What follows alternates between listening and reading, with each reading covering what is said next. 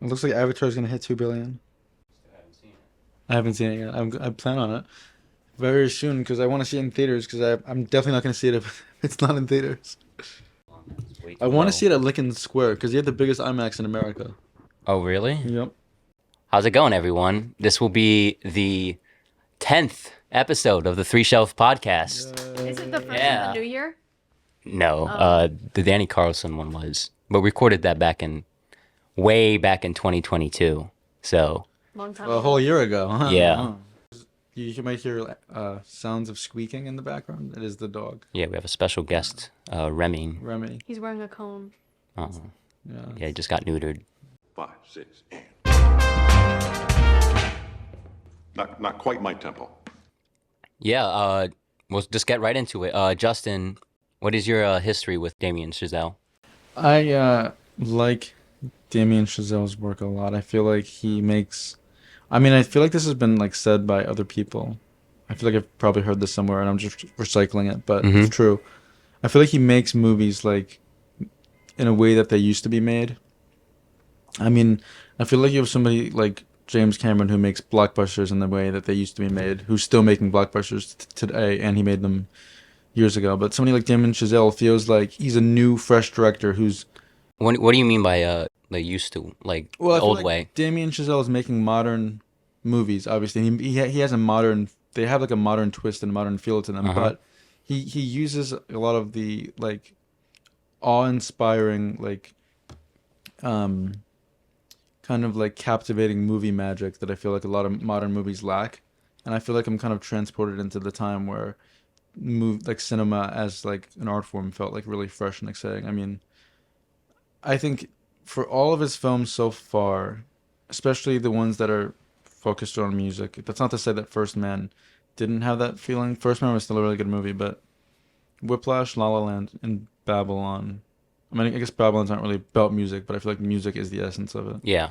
All three of those movies, I feel like, feel very much not like modern cinema. I mean, especially like La La Land reminds me of so many of the old classic musicals of the day. I mean, it it's really inspired by like American musicals, but especially like French musicals like Brothers of Cherbourg and stuff like that. And so I mean, I feel like he's kind of like definitely like an A plus like like student. Like that makes he's a student of Yeah. cinema of old Yeah. cinema. But what I do like about him is that He knows his shit. he knows his shit, but he doesn't. I don't feel like it's just recycled. He is using old motifs and tropes and but he does modernize them in a way that to me feels fresh. When I watch his movies, I see a certain hungriness that I don't see in any director I see nowadays. He directs the shit out of all his movies. I'm not saying that he as a director is better than any other director. What I'm saying is that like He puts it all on the floor more than other directors do. yeah, and he's very like you can just see like the hungriness or the desperateness on screen, specifically with Whiplash. But Well, Lily hasn't seen Whiplash, No, so But- yeah, I haven't Yeah. seen Whiplash. I saw La La Land though. and she saw Okay. you saw First Man too. Yeah. I haven't. So Wait, um, First Man. First Man was the I guess it didn't make with much of- Ryan Gosling. didn't make much of an impression on you, I guess. No, Ryan Gosling's in it. Hold on, let me look it up. I When did it come out? feel like Like people got that 2018. and Ad Astra. They came out the same They year. came out the and same round. honestly, Yeah. I kind of preferred Ad Astra. So. Oh, wow, Really? I forgot about First Man. I remember I really liked it actually. Really? Yeah, it was good, I yeah. just Yeah. forgot about it. Um That's probably like his Yeah. dark horse so far. Well, because it's the Or only maybe one... Babylon It is was his really dark good, horse. yeah.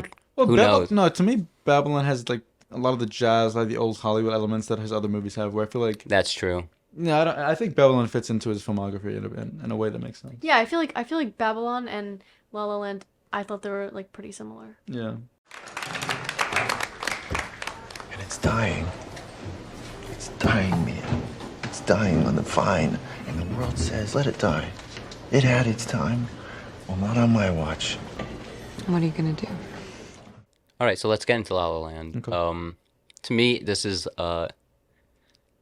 is like a weird thing because this is my first impression of him, and it's very like unlike him, as far as the other movies I've seen from him. As far as Babylon and Whiplash, this one is very very clean compared to the other ones. it's a lot less cynical, even though there is that cynical underbelly of it, Like yeah, like the ending. like the ending and like It's very bright colored. it's very Like, on bright the colored surface, and it's just like I think a happy movie, I guess. yeah. But all the music's very Yeah. like. But the music is very serious and- bright and yeah. colorful, and it to me it just seemed like a weird I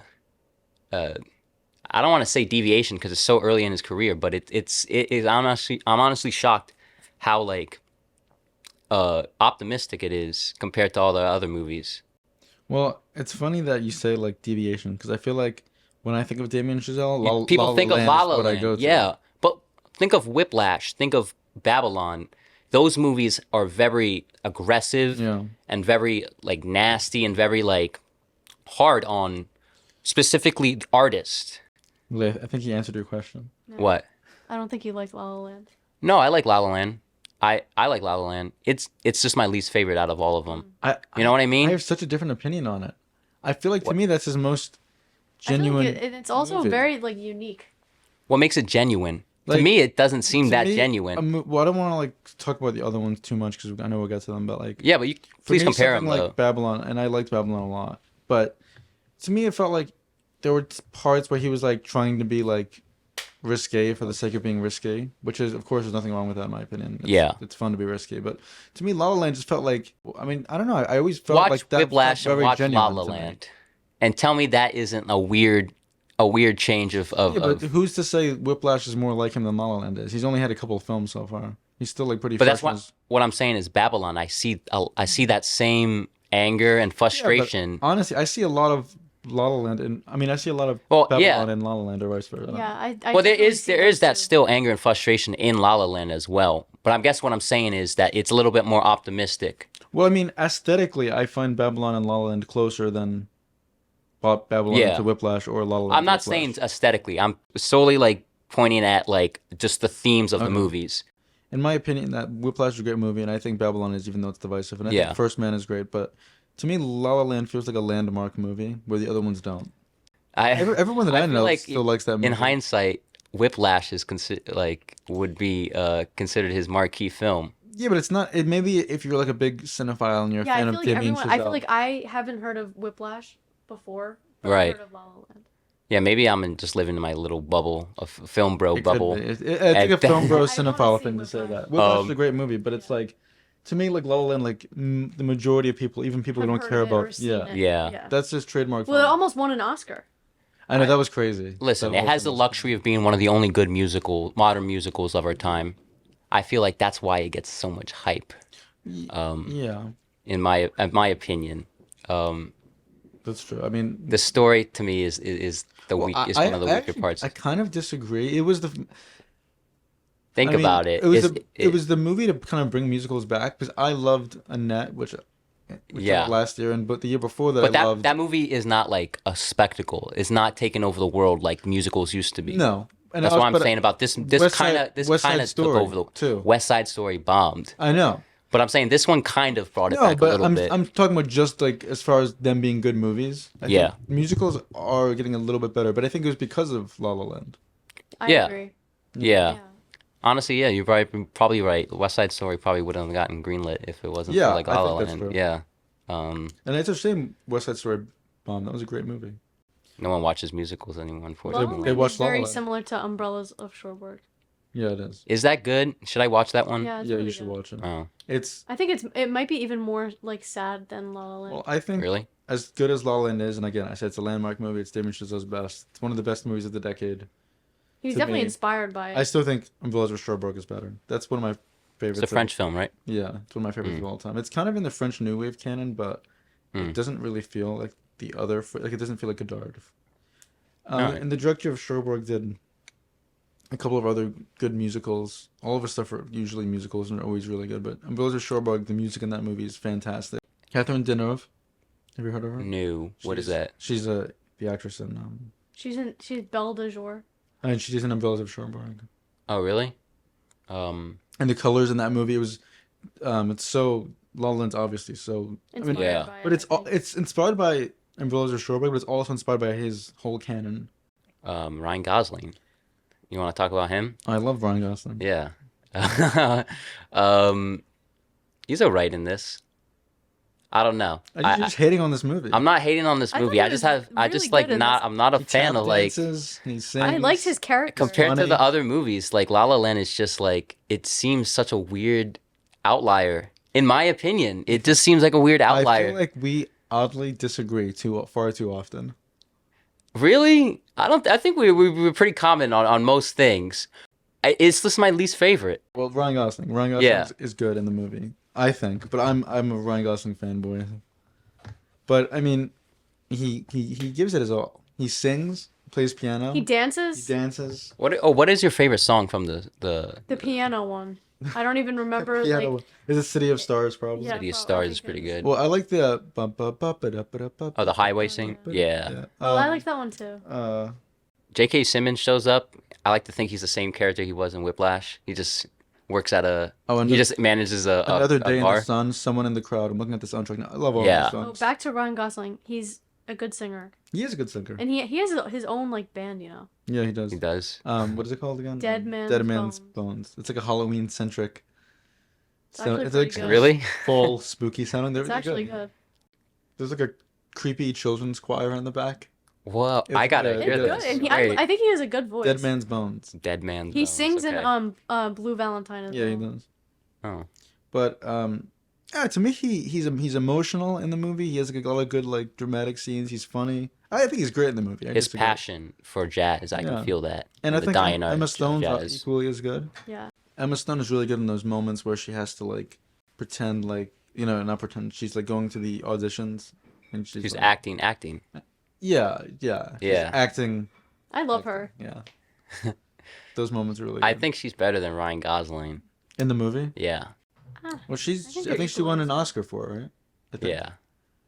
And Honestly, her envelope cost them did a really awkward moment where so they what didn't you like? they announced La La Land as the winner, And it was actually Moonlight, right? Moonlight. It's so awful. What didn't you like about Emma Stone, Ryan Best Picture winner. Huh?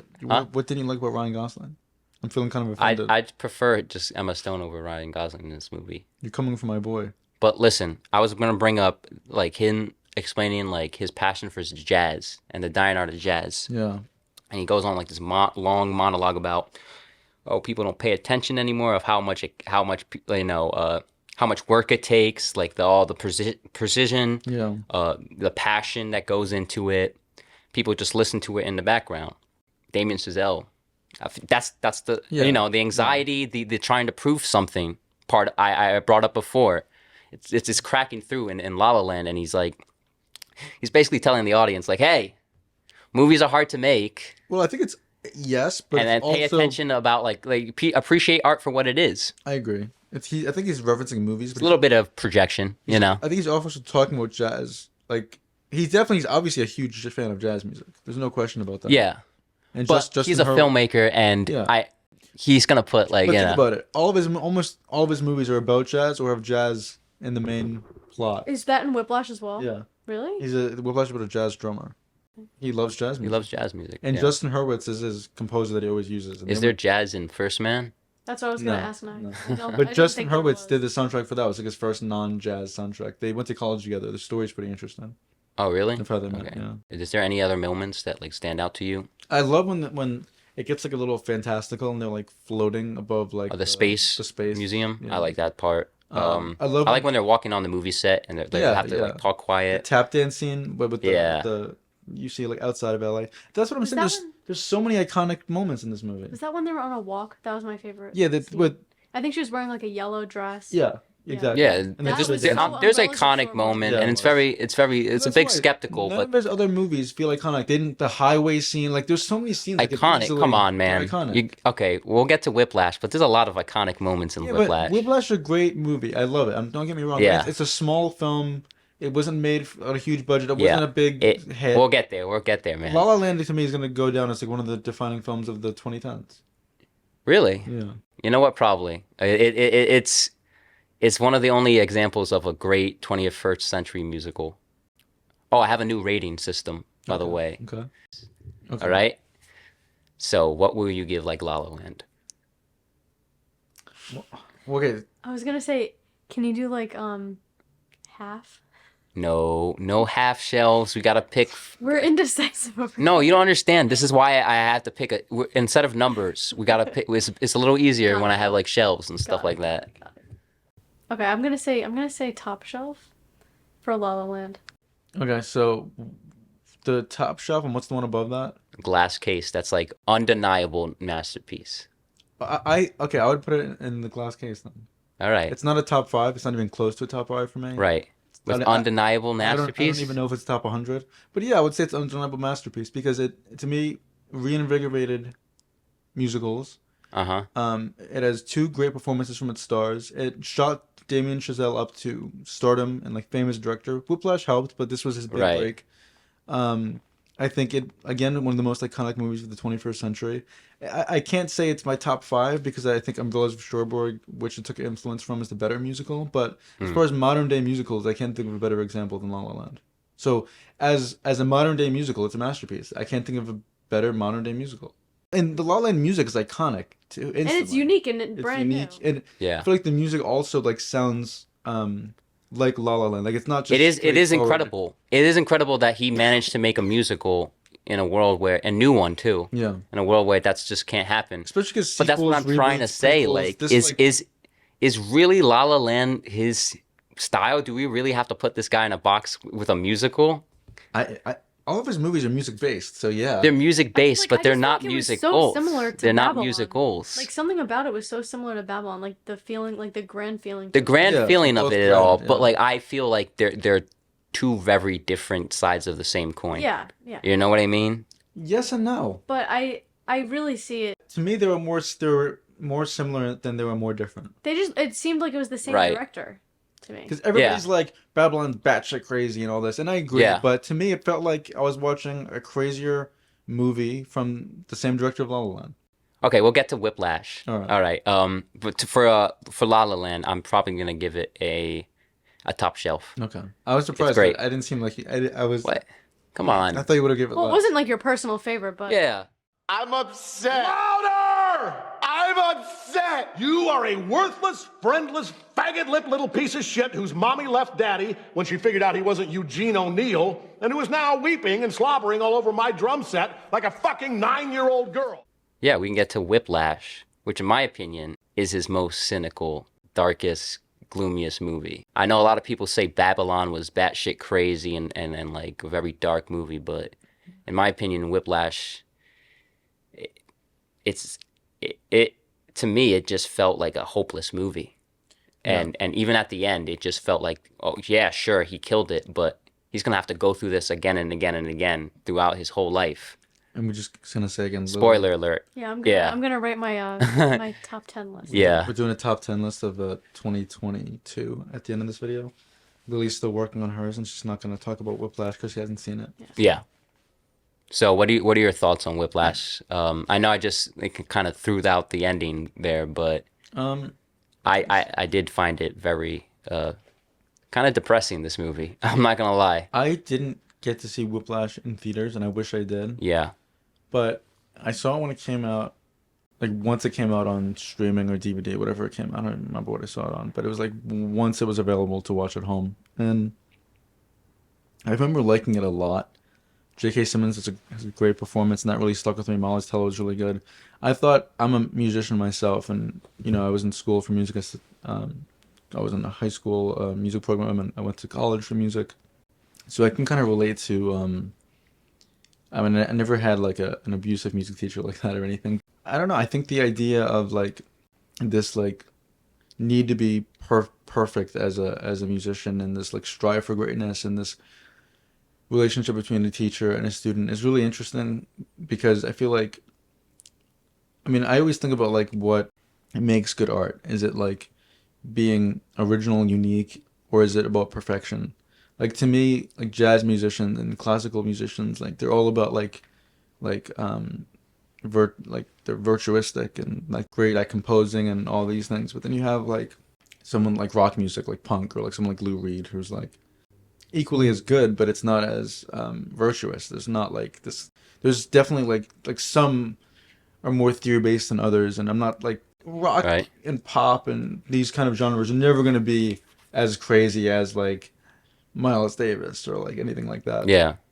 So I feel like Whiplash is kind of an interesting exploration of like, does like does art need to be, How do you go about like, creating great art? does it need to be perfection and virtuistic to be Right. like, Do you even need to be in a school to Yeah. like that and train like that to actually be a good player? well, it's like, the teacher pushes him so far in the movie that it's like, it goes far beyond like him trying to help him in music or him being like caring, like it's not Obsession to the it's point of not even obsession. like J.K. Simmons is doing this for in the name of music. I just think he's like Yeah. a crazy asshole. You know, he's just a bad He guy. tries to justify Yeah, that bar it don't- talk, but I like- think it's total BS. He's I think I saw right through him Yeah. when he like fucked him over at the end. I'm like, I knew it. But from Miles Teller's Yeah. perspective, he's like really trying to prove to himself that he's like He's trying to prove to him. That's what I'm saying about with Damien Chazelle. Chazelle, He's I don't, if there's someone out there who you're trying to prove wrong to that, but like, But to me, the balance of J.K. Simmons being like just being an asshole, and Yeah. then Miles Teller like trying to be so good to impress him, but J.K. Simmons is really just an like he's yeah, like, he's a he's music never teacher. going to be satisfied. He's- He's never exactly, going to be exactly. satisfied. He's- and yep. and the absolute like, just obsessiveness of him accepting him as a great musician. Yeah. Like completely consumes this guy, and yeah, and all his movies are about obsession from one point to another. Yeah, that's true. You know, and following your dreams, and it's going to be hard, basically as what he's saying. And La La Land felt the most optimistic. Yeah. You know what I mean? And to me, Whiplash just the ending is great, and the ending is Yeah, electrifying. the ending is great. But J.K. Simmons has some good one-liners too. after that movie ended, I felt kind of like, damn, this is not a happy story. This guy is like he lost his girlfriend because of this. He almost died because of this. I'm kind of trying to draw a parallel between this and La La Land. It's also like dying for your art is another theme between those two movies. Yeah. Well, all three movies. Yeah. And honestly, I've never seen First Man, but yeah, it makes but sense. like Going it's to the something moon, yeah. going to the moon is something that is very admirable and like is reaching for the stars literally. Damien's a passionate man. Exactly. That's what I'm saying. There's a certain hungerness to this guy that I don't see in other filmmakers. And it's like, it's not even like, hey, look what I'm capable of. It's like, look what I'm capable Yeah. of. Like It's very like shouting, aggressively, like he's shouting at you. And I understand why, not to me, but for some people, he went a little too far with that in Babylon. So, yeah. I loved Whiplash. I thought Miles Teller was amazing. J.K. Simmons, I've heard so much about that performance. It lived up to it. Yeah. It was that guy is frightening. You saw it kind of recently, right? Yeah, Everybody talks about J.K. Simmons in it, and he's good. He's really good. He's great. yeah. But I feel like Miles Teller is also really good, and people don't talk about him as much. I feel like he's I feel like he's it's a underrated. Paul Dano in There Will Be Blood situation Yeah. where like it's completely out. Like even though he is the lead, Yeah, he is. he is the lead. But but- he's always underrated to me. I saw him Miles in this Teller, yeah, Too Old to Die Young. It was a Nicholas Winding Refn TV show. We're just talking about Ryan Gosling. is he Teller good was in it? that. He was really good in that. He was good in the Top Gun movie that just came out. See, I haven't seen that. No, I haven't. Everything I see Miles Teller in, he's always good. I feel like he's don't. What else have I undercredited. seen He's, him like, in? not- I've seen him in Project X. Yes. That's about it. I know he's in the Fantastic Four, that shitty Fantastic Yeah, Four I- reboot that I- they tried to do. I didn't see that. But he was really impressive in this. And he's in the new show, The Offer, about the Oh, yeah. making of The Godfather. I wanted to see that, but I haven't seen it, but I want to. I think you should see The Godfather before you see that, though. You know what I mean? That's why I haven't seen it. Yeah. It's weird. I'm like a big film snob, and I watch a lot of old movies, but I haven't seen The Godfather, and it's like the movie. It's crazy. Yeah. If you're gonna watch them, you gotta watch the second one as Well, well. I want to see The Godfather in theaters. It's kind of why I haven't seen it. Yeah. I'm like waiting to so I can see it in the big screen. Like maybe one of these indie movie theaters will play it. He What was else in was it? War Dogs. So, Oh, War Dogs. Oh, that's actually a really underrated I movie. like that movie too. Yeah, I like that movie. That was done by Todd Phillips. Yeah, director of Joker. It's weird. What would you give Whiplash out of the shelves? Top shelf. Top shelf? To me, I give La La Land higher because Yeah. La La Land's iconic. Whiplash isn't as iconic to me, But for what it is, it's a great movie. It's smaller scale, and it doesn't go down in history as one of the decade-defining, genre-defining movies to me. But for what it is, a movie about jazz and passion, and the themes and the acting is really strong. It's a great movie, and I definitely would see it again. I've only seen it once, but I loved it. I think this is his masterpiece. I think it will be really hard to top this one for me. I saw the passion through this one, and I don't know. It seems like this is his most personal movie Yeah. by far, and that's what I like. That's what I like out of a director, when it's personal and it's straight from the heart. It's probably, I know it's not his debut. He made another one, but it's one of the biggest like breakout films. Yeah. Or one of the best breakout films I've ever seen. I'm gonna put it in the glass case. I feel like there needs to be like a sound for the glass case. Like, Yeah. you know what I mean? Babylon. Where do I start with Babylon? I feel like we had like a nice conversation about what we felt like it was more Yeah. in debt to. Yeah. We'll start by saying how much you felt that what it Listen, reminded you of. I guess I'm just gonna name a bunch of Boogie Nights comparisons. You mind? All right. At the party, there's a girl who overdoses, and they have to get rid of her. Same thing in Boogie Nights. With the guy. With the guy, yes. Brad Pitt has a friend who is bad with women. I know who you're talking William about. H. I can Macy. picture William his H. face. Macy in Boogie Nights. He has a bad relationship with his wife. They both eventually kill themselves. I knew once that character showed up, I'm like, damn, that's gonna be sad when he dies. The Tobey Maguire dungeon scene is so clearly a riff off of Alfred Molina. Yeah, a riff off that, until it turns into Barbarian. Oh yeah, I did turn into Barbarian. That's true. Yeah, I agree so much for the first part of it, like when Yeah. he's talking. But once he gets to the dungeon, it changes to me. I feel like that once he gets to the dungeon, it's like, okay, wow, you're going too far with this. Like he I moved, just thought it was very unexpected. Like, Okay, Yeah. you want to go in order? You want to go through the movie in the order? I just want to say this about the Yeah. dungeon scene. When Tobey Maguire is talking to them at the table, Yeah. that was to me right out of Boogie Nights. But Yeah. when they went to the dungeon, it changed to me at least. I agree. How do you think that the dungeon was like similar? Okay, we'll get into it. But Okay, let's start in the I'm curious beginning. to hear. Manny, what'd you think of him, Diego Calva? He was as a the main great guy. actor. Yeah, he's really good in it. I thought he's great too. People say what do you he's think about like his character? his character was kind of like the surrogate for the audience. You kind of Yeah. just like People say, oh, He's like like the main people were making character. complaints about him being a kind of underwritten and didn't really well, have because that many. it's like you're just kind of seeing the world through his eyes, you know. But he like played the role really. I mean, I feel like if it was a different actor, maybe he would He had have a played it nice as well. sincerity Yeah, he did. to him. His like I don't know his performance and He felt like a humble. This I like his story. Like the yeah, way he, you like- bought into his hustle. You Yeah. bought into his love for film. At least I did. I did too. I know a lot of people didn't. So he has an elephant, He was honestly my favorite character in the movie. and he was too. Right? Was he you guys' Yeah, favorite? me too.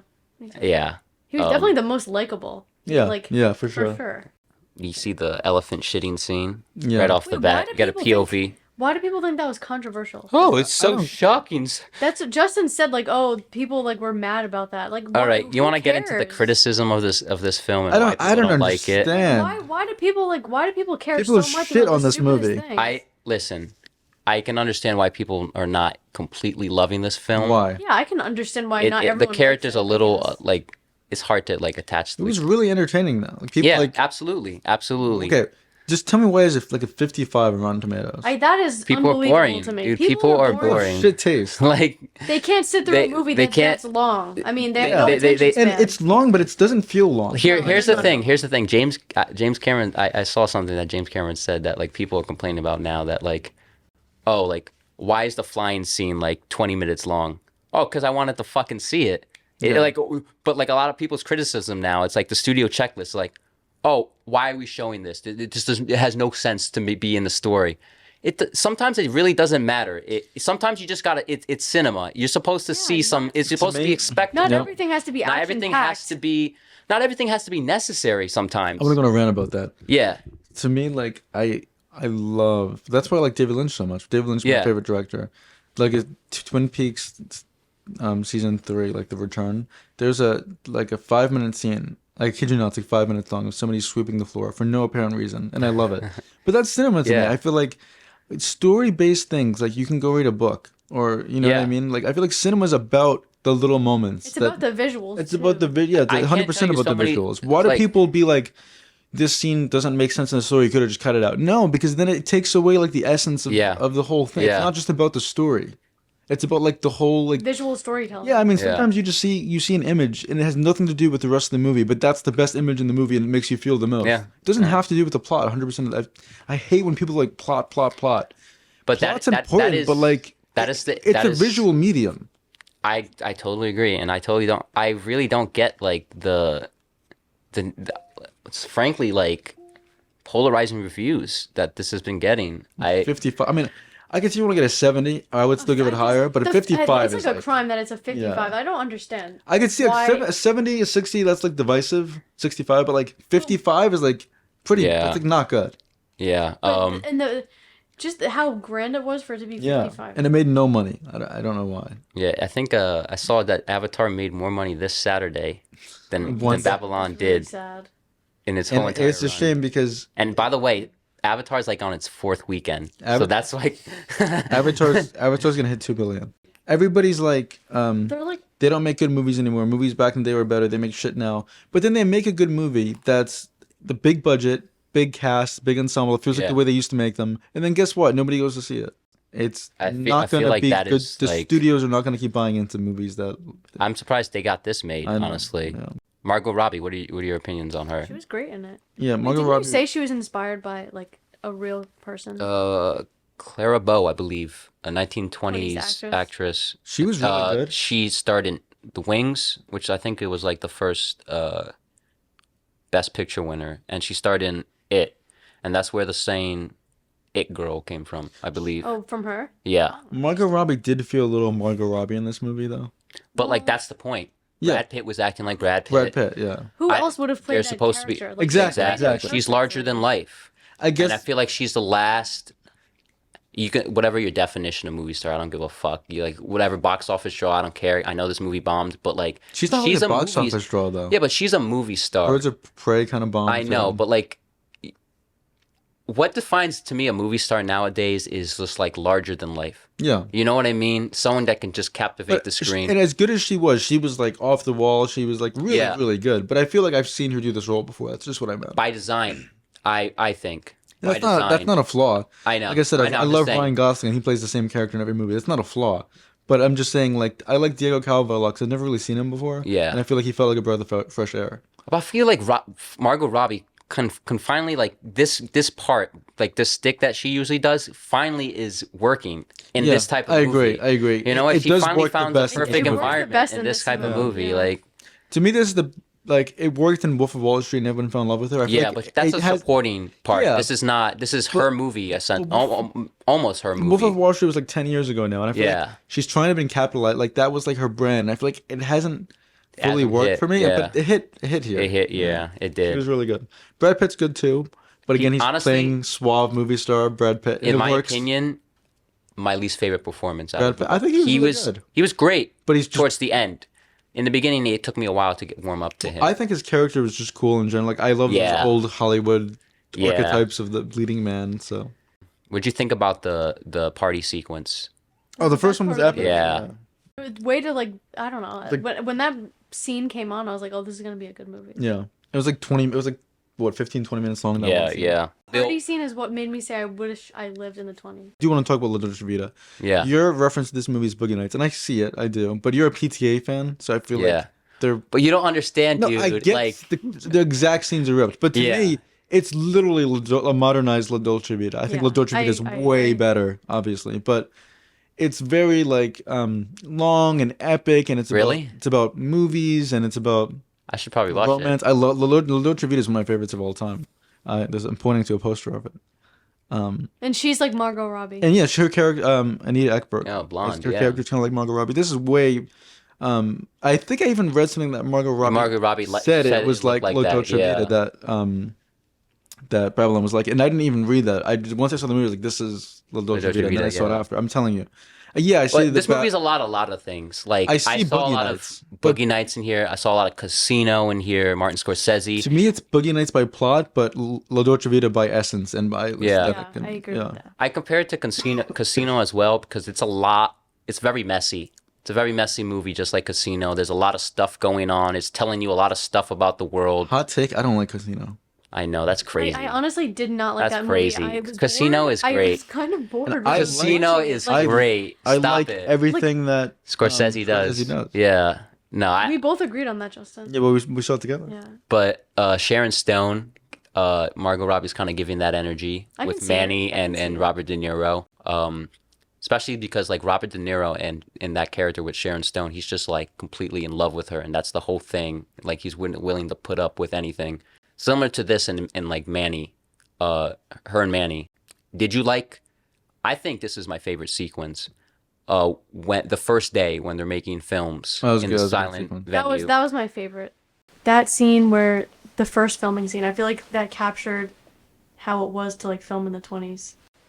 Or at least Perhaps like a little exaggerated. definitely exexaggerated, But, that's the just energy, of the movie. energy. That's just the nature Like of a who movie. They're always cares? gonna exaggerate. Honestly, it seemed it was such a fun scene. It was a fun scene. And like it was just all inspiring, honestly. And And the yeah. way it was edited and how many extras were used. My favorite scene was where I don't want to give spoilers. Even Spoilers. We're gonna do spoilers. Though, Fuck okay, it. okay. Yeah. Nobody cares about this movie anyway. So. Exactly. When Manny, I keep forgetting Margot Robbie's character's name, but when Diego Calva and Margot Robbie, they were like traveling together, and then they went to this like club together towards the end of the movie, and they started dancing, and they were like, "Let's get married," and then Margot Robbie disappears into nothing. Like I thought that I was love so that. cinematic. I love that. That's my favorite scene. However, I also did not like how she died just in the newspapers. Yeah, I clipping. didn't like that either. I wish they just kind of just didn't Just say disappeared anything and about that was it. it. Yeah. I don't think. I think Yeah. it wasn't necessary. It was not necessary. And we could understand that she probably would have died Yeah. eventually. It was like implied. Yeah. But when she disappeared, that felt like so cinematic, and that's what I mean. Why I don't need to know that she died, or I don't need to know what happened. You don't Cinema need the is plot to about physically tell you exactly, and I feel like most movies nowadays, including this one because it said she died, but most movies nowadays have these like need for plot and to tell you everything. Over-explain shit. Over-explain. I like how like Nelly, not Ellie. Nelly. Nelly. Yeah. This scene just like regardless of that explaining later on, the fact that she just disappeared and I can remember that specific scene. I loved how just ambiguous and how like mystical it felt and how just It's like she never existed. La Dolce Vita. That scene Really? specific scene reminded me of La Dolce Vita. But and when they were dancing in that little like nightclub and they were like trying to like Yeah. And that- Let's get married. yeah, I Yeah. love that whole sequence. Yeah. The ending's really good too of this movie. But I kind of wanted to bring up the sound scene when they're doing the sound technology. Oh, that's a great scene. too. Yeah, right? That's when she was playing the high school something like I Yeah. Yeah. to college. Yeah, What is it? Yeah. She said it like a million times. Remember the guy in the thing Oh, so died? this is what college is like. Yeah. He So died. this is college. The guy in the box. Yeah. I mean, I wonder, has that ever happened before? Probably. I feel like it not. has. No, I feel like it probably. Probably has. well, Once. you know what's definitely did happen? Someone died on set and they just covered it up. Yeah. It's you're out in the West in California. It's like 1920. The authorities are not really out there trying to enforce things. So it's kind of why they went out there. More land. You can just film anything. Wide open spaces. It's kind of like Once Upon a Time in Hollywood too, where Yeah. things go on for a long time. One scene lasts like Yeah. way longer. Set than, piece driven, set you piece know? driven. That's why I was Yep, like- set piece driven. Like PTA, you know? Which is why scenes feel iconic. Yeah. Yeah. Jazz trumpet player, Yeah. his whole storyline's really interesting too. It was I really wish it sad. was a little bit more explored, to be honest I with wish you. it was more fleshed honestly. out. Yeah. For sure. But I thought it was really interesting. Like I- when they made him wear that powder. or Yeah, whatever, like yeah, that was the really blackface heartbreaking. and the fact that like the Manny had to go and say that know. to him is even worse And too. that was like the pivotal scene in his story. But his character, like aside from that one scene, like his character, like seeing him kind of like come up and then go back to the jazz. Yeah. I thought that whole arc was interesting. He's the only He's a good one actor, that got too. out Yeah. pretty clean. I mean, he got humiliated, but nothing nothing really happened. He was, Yeah. and he was still respected in the jazz clubs. yeah, that he went back to, exactly. yeah. Ooh, another scene I liked was when Margot Robbie, she had to fake acting like proper and etiquette in that Oh yeah. Yeah, Italian house.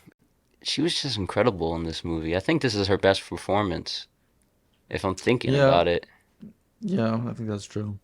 Yeah. Before the ending, let's talk about the music more. Okay. Because the music is really Fire. good in this movie. Yeah, fire. I love how you can hear this. It's the same song that's in the happy parts and the same song that's in like the more Yeah. melancholy parts. There's Yeah, like that's what we're talking about, that theme that The replays. theme. that I recurring love when theme. movies do I that. love I think movies it do that makes too. it iconic. That and- It makes it in itself, iconic. There's like it makes a- it iconic. And it brings the whole thing together. Yeah. It like matches certain scenes and There's a characters certain together. horn melody that's like. Oh, that one too. Yeah.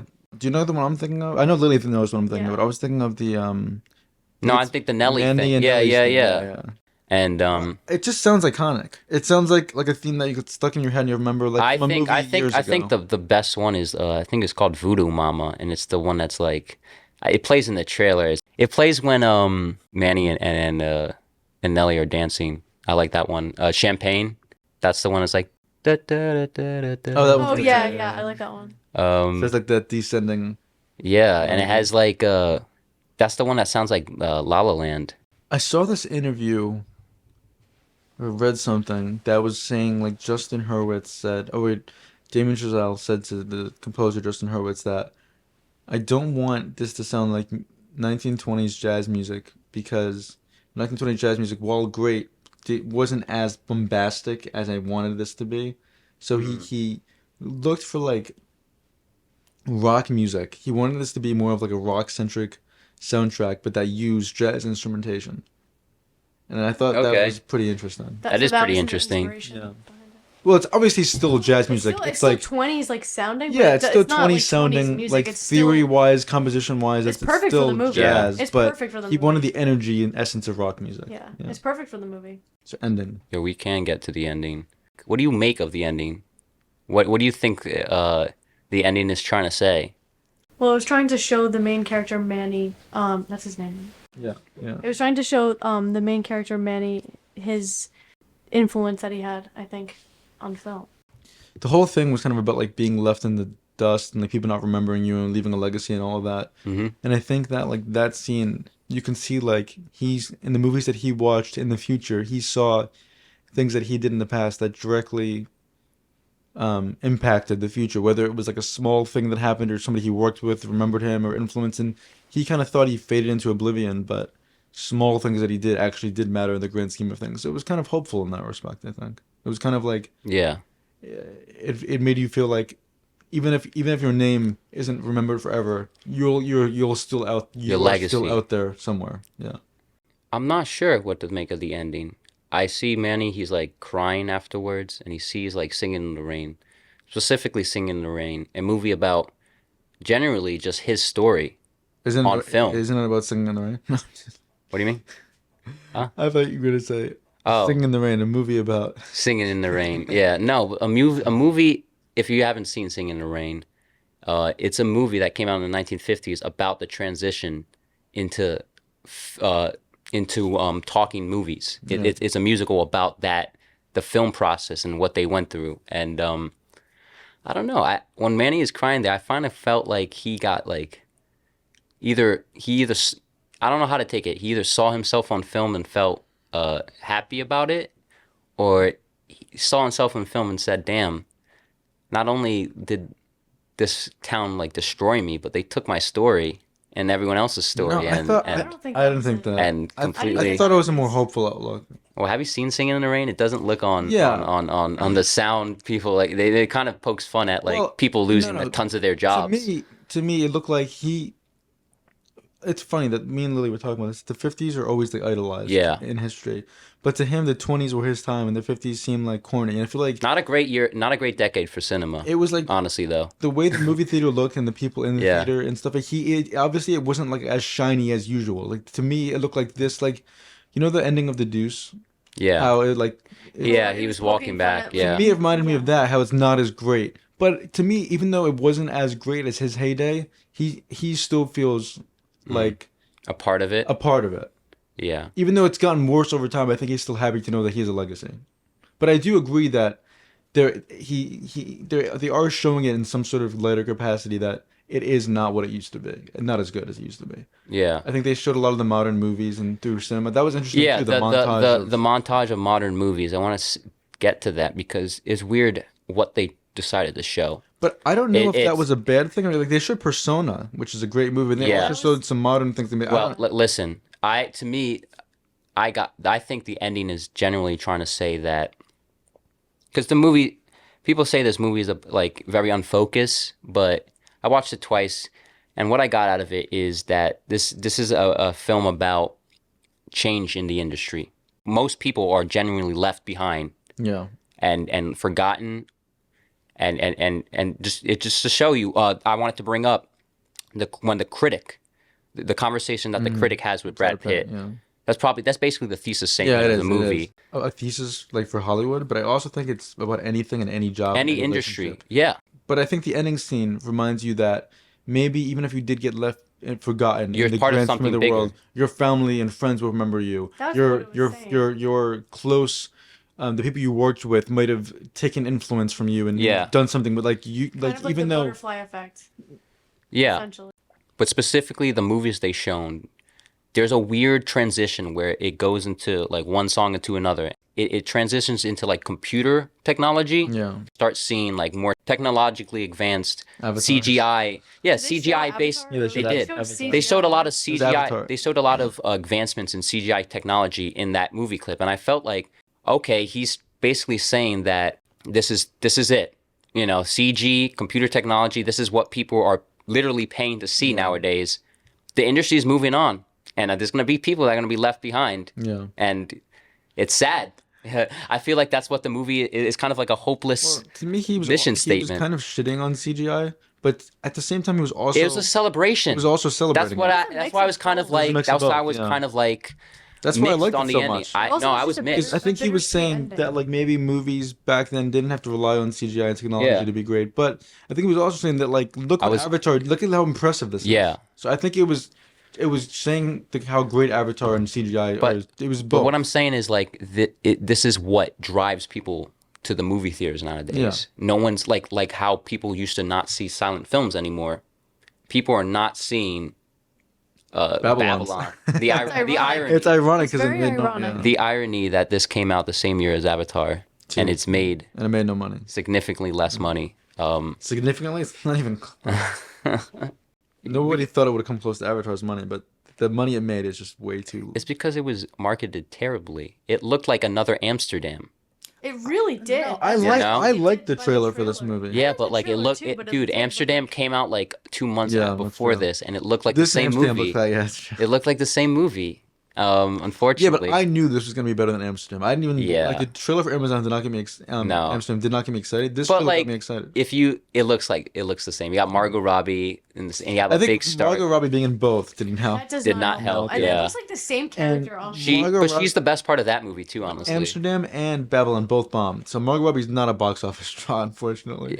It's too, dude. It's not about the movie star. It's how you market the movies. If you had TikTok dances of like Babylon dances or some shit like that, maybe it would have been marketed No, but a I'm little better. saying, You know like- what I It's mean? actually true. There's some actors. It's that just the way the movies are marketed. It's not the quality of the movies. It's not what people want to okay. see. For instance, Like I feel like a lot of people would want to see this movie doesn't- if they actually heard about it. You know what I okay, mean? like for instance, Taylor Swift used to make country music, right? Yeah, Taylor Swift is in Amsterdam I know, in that bomb. I know. The biggest musician in the world is in a movie and it bombs. But- do you understand the problem with that? Taylor It's just how they I market can't think- movies I can't nowadays. Think of an actor right Yeah. now to make this comparison, so I'm going to use Taylor Swift because she's Okay. like the world's biggest pop Yeah. female singer. You know, she made country music, then she switched to pop, then she switched to like her like bad girl era, then she was making like indie, and now she made like the synth pop. Yeah. So like she constantly changes genres, and no matter what, her fans flock to it, even if it's not their cup of tea. But Yeah. Margot Robbie can make. They don't Well, flock listen. to it. What I'm saying is, like the movie she's star not- doesn't exist like like- that anymore. Like I would pay to see her on screen. like this, I think there's some. I can't think of one off the top of my head, but Will Smith, No. Tom Cruise. Tom Cruise, every single movie he puts out is pretty much a and hit. they yeah. Maybe The Mummy. Well, that's why the people. A exception. lot of people say he's like the last movie star for that reason. Yeah. I mean, I understand. That I'm fine with. Yeah. The age of a movie star, I'm fine with if people just don't see it. Because most of the times, not every movie star can be in great movies all the I time. don't really get that. I mean, I prefer movie stars than not movie stars. Movie stars Yeah. are usually better actors who have bigger stage That's what I'm presences. saying. Yeah. Why and- is there and no more it's movie always, stars? I don't Why know. do I care about them? They're better No, actors that's- usually. But like, bigger it's, stage it's a weird presences. argument because, like, you're saying that like there's no there's no people that exist that would draw like is a box office Well, draw. I'm saying But there some, are but like Margot Robbie's not one of them, unfortunately. you don't think And I like yeah. her. I think Margot she's a Robbie's not great one of actress. them. I don't think You think it hurt her career? Well, after She might get the nominated. 1-2 punch of Amsterdam, and she might get Babylon did not nominated help. for an Oscar for this. Maybe, but she's not gonna win. No, definitely not. The 1-2 punch of Amsterdam and Babylon. Like if it was just Babylon, Yeah. it's not a big deal. She has the Barbie But the movie. Come film on, that- man. That is She's true. starring Barbie- with Ryan Gosling. She's Come starring on. in Ryan Gosling's movie. Yeah, That movie's gonna be huge. it's gonna be huge. I'm excited. That's her chance for. That's her comeback. It could be Yeah. if that movie succeeds, I think she's fine. Yeah, But if it doesn't, the Amsterdam and Babylon hurt. So I feel like it's really gonna be on Barbie now to see if she can be like. she's still gonna get work. She will always get work. Yeah. But I'm saying. She's like actually a good actor. You know. But I think for a time I thought she would go down as like one of the One of the greatest, one of like the a Meryl greatest. Streep. Yeah, like Yeah. modern day. But I don't know if it's gonna Yeah, happen. the industry's different nowadays. I'm not You even know what I saying mean? It's that- just I'm different. not even saying as far as how good of an actress she is. I'm saying Yeah. as far as how big her popularity will be. How it's hard to measure popularity nowadays, especially with social media and shit like that. Brad Pitt, George Clooney, these are actors who are like, well, you know, huge. Yeah.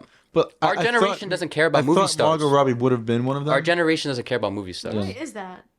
Influencers are basically took up the celebrity. No talent movie stars, pretty much. So Yeah, no, but I'm I'm saying. not saying on all influencers. I'm just What saying, I'm saying, like, it filled the pop culture like celebrity bubble that like movie stars used to fill. Yeah. You know, the celebrity. Oh, who's George Clooney dating? Who's Brad Pitt dating? it just I'm care glad. about that Yeah, anymore. people don't care, and you know what? I'm glad. I'm But they glad. still do it just for. It's just for. It's just on a smaller scale. I don't But care. it's Yeah. also just for non-movie stars. Yeah, it's for non-movie stars. I don't that's care true. about tabloid fodder and like the things that they used to talk about. Oh, this movie star is dating this, like that. I didn't care Yeah. about that, but I do think the age of the movies are sad that it's not around because But again, think they're about that. better That's actors. a form of promotion. Think of Don't Worry, Darling. The latest Yeah. example, and probably one of the only examples of modern day like tabloid Yeah. bullshit in Hollywood. That movie would have not been as successful if that wasn't a whole Yeah, hoopla but about it. still, it wasn't even that successful. It was successful enough, you know what I mean? Yeah, it had like a 20 million opening. Whatever, With but, like- Harry Styles, you better have a 20 Yeah, million opening. but that movie would not have been on the. Didn't he come out with another movie? Yeah, Dunkirk. My Policeman. My no. Policeman. Wait, there's another Yeah. There's another one came out the same year. That wasn't good either. I heard it had mid rating. No tabloids with that movie. Well, yeah, because that was like a but- small indie film. This had like a girl. But you see what I mean? Florence Like Pugh. you see what I mean? Like it could draw fun. interest in a movie. What would you give Babylon out of the shelf rating? Top shelf. Top shelf. Yeah, this is a top shelfer for me. Potentially a glass Oh. case. If I've been thinking a lot about this movie.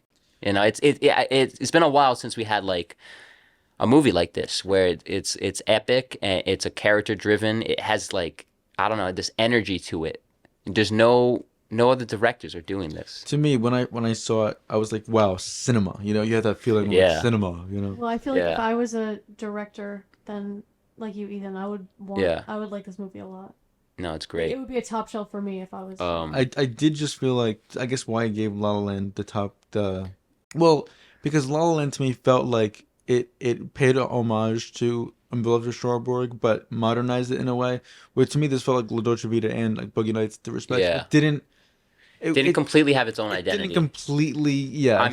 How I'd rank Damien Chazelle's movies so far, it would be La La Land, Babylon, Whiplash. So Whiplash being the top and La La Yeah, Land being the worst. Whiplash is incredible. And for you, Whiplash is the glass case, it's the glass case. and the other two are top top shelf. shelves. Yeah, But Babylon could potentially be. yeah. It depends. It has to grow on me. You know. It's crazy. We all gave this a top shelf, but it has a 55 on Rotten Tomatoes. I don't get it, and nobody saw it.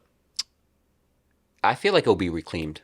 Um, People are gonna look back on this and be like, "Damn, remember Criterion 2007. No, I'd never. No. the Criterion of Babylon?" It That's could. not gonna happen. I feel like La La Land should be on Criterion though. Babylon should be. Babylon is not is a unique type. enough to be. On That's what I'm Criterion. saying. That's what I'm saying. Babylon is the type of movie to be on like on Criterion. Well, it's weird. Yeah. Like the Letterboxd fans kind of like this. They get like a 3.8. It's pretty high, 3.9, something like that. I'm telling you, it's. But the critics. Well, the way Rotten Tomatoes work, if you like, it was a 5 out of 10. It didn't work completely. Yeah, That's yeah. like a bad review. So yeah, but like IMDb didn't like it. It's just like specifically Letterboxd seemed to like it, which is interesting. Like what, Babylon? Babylon. yeah. Yeah. I guess it's interesting to see how the different Yeah. platforms like That's true. Like it's like, I think But, like, Letterboxd Babylon fandom is. Babylon is such a film bro movie. That's why. That's what I'm It's such a saying. film The bro Letterboxd movie. is very film bro. Yeah. So yeah. like it Yeah, obviously they're gonna like it. it's very like, you know, I'm gonna coin this term, cocaine core. What is? So oh like, yeah, So like Boogie Nights, Yeah. like Goodfellas, Casino. Like Casino. Oh my God, the Coke scene is just like the one with Roller Girl and Amber Waves when they're doing Coke. In like when I think I should do pottery. I should do pottery. He's like, oh my God, that's such a good idea. Do you want to be my mom? That No wait, scene what scene was in Yeah, Babylon? what's in Babylon? the Coke scene when they're talking about, oh, what do you want to be? Where do you want to be when Oh they're doing my, the Coke that's scene? actually true. I don't see remember it. that I see it. scene. He's like, It I was want to be in the someone beginning, bigger. Like, and he's talking about when the movie. He's Margot talking about Robbie like, and Manny were. Yeah, And you're that's there. true, but that seems too early in the movie for me to compare them. The Coke scene was almost like a turning point. Weird. Yeah, scene. but like it's the same energy. You know, it shares the same energy What did you as call it? Coke energy? no, yeah, it has like Coke that core. What is Coke it? core, Cocaine core. cocaine core. It's like it's that like fast whips, Frenetic. frenetic, Oh, so like a killer soundtrack. Like the soundtrack moves the story. Baz Luhrmann movies kind of fit in there for me too. It's a little too much for that. But this kind Baz of felt Luhrmann Baz- is like, let me show you everything in one fucking frame, this so kind you of can't felt fucking like Baz pay Luhrmann. attention. Did Babylon not feel like Baz Luhrmann? It did, but good. I like Elvis a lot. Austin Butler's great. I like the whole movie. You know what? Let's just get into the top 10 actually. All right.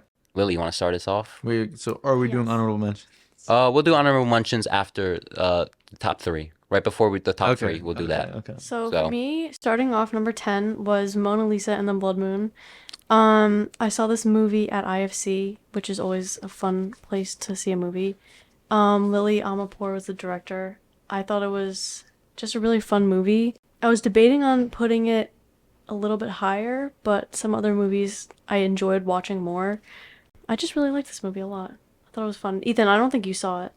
What is it about? So it's about this girl, and she has these superpowers, and she's like taken into this asylum, and she breaks out. That's like the beginning of it, and then she's like taken into like foster by this mother, and she's a prostitute, and it's like a comedy, but it's also like a little bit sad at the end. It's trippy. Like- It's like her other movies. I haven't seen her other movie. I saw there's a Girl Walks Home Alone. Girl Walks Home Alone. That's like a vampire movie. And Yeah. Bad Batch. I've seen the Bad Batch. the poster of that a lot. I I've never mostly seen thought it was yeah. a comedy. I just remember laughing a lot. It was funny. The whole thing. But yeah, that's my number 10. Okay, Justin, what is your number 10? My number 10 is Elvis. Okay, I'm we've surprised all that seen you didn't this, put it right? higher. Yeah. Yeah. I really loved the Elvis movie. Almost put it higher, but I didn't. Why? Justin, when he saw Why this, did you put it higher? This is very shocking to me because we Yeah. saw it together. Tears did come out of that I man's did. eye. I cried at the end. listen, gave it a the 5-star. Listen, wow.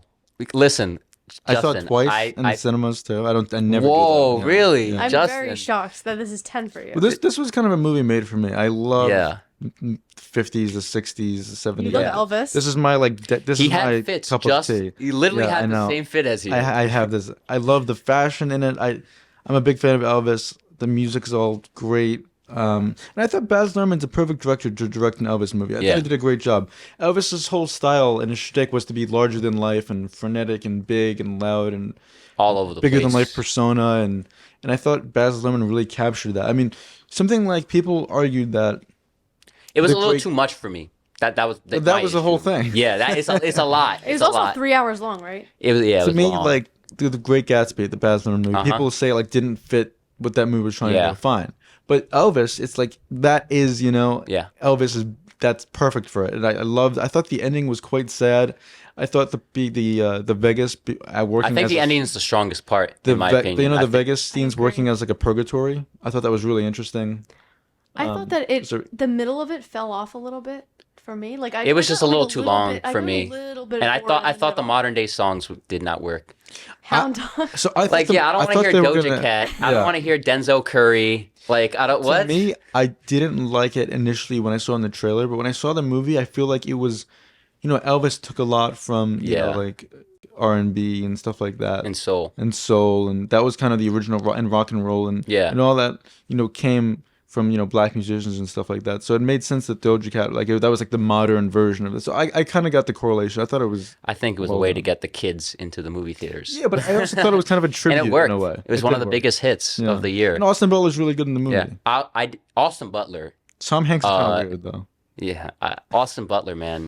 He really became Elvis. He also looks. He looks like him. I'm not a big fan of the movie, but his performance is one of the best performances of the year. I think he should win Best Actor. Best Actor? I wouldn't be mad if he did. I wouldn't. He really. That would transformed be- I gotta say himself. too, the Bohemian Rhapsody. I love Rami Malek. Yeah. I saw Mr. Robot. I'm a big fan of this.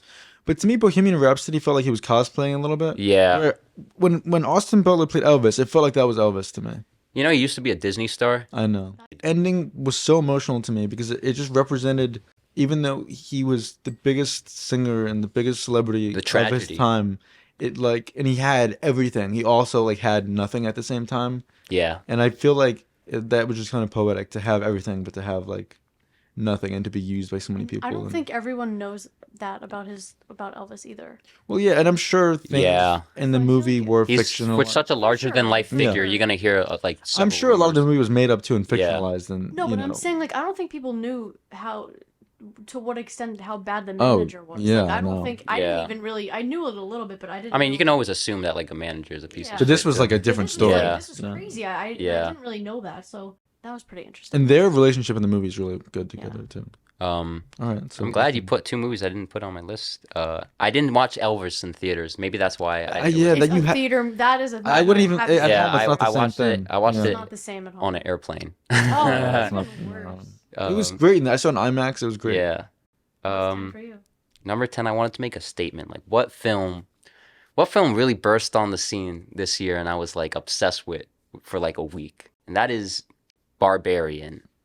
Do you guys have this on your list or no? I do. You do? Okay. Then we'll save it until Lily has it. Do you have it on your list? I don't have it. Okay. Oh, Lily, then you go. Number 9. Yeah, So what's your my number number 9? 9 is Elvis. Oh, okay. Yeah. Well, I'm Wow. shocked that Elvis is So higher the on your list Elvis than my fan list. doesn't even have know. Elvis at higher than 10. I really like the movie. Sounds like a fake fan over I here. know. I enjoyed it What's your number 9? Terrifier 2. Not on my list. on my list. All right, we'll wait for that then. Okay, for my number 9, I have Bones and All. Do you have Bones and All on your list? No. No? Okay, we can talk about it then. But I feel like I made a mistake. Nope. It's I'm gonna okay. say No, it's no, a no. It's too late. No, It's going too back. late. I'm gonna say it's a contender. Okay, it'll be an honorable mention. not- but it's we not on we my can talk list about Bones and All. I guess I'm the only one that has it on their list. You thought it was mid, I thought right? it was I mid. loved the movie.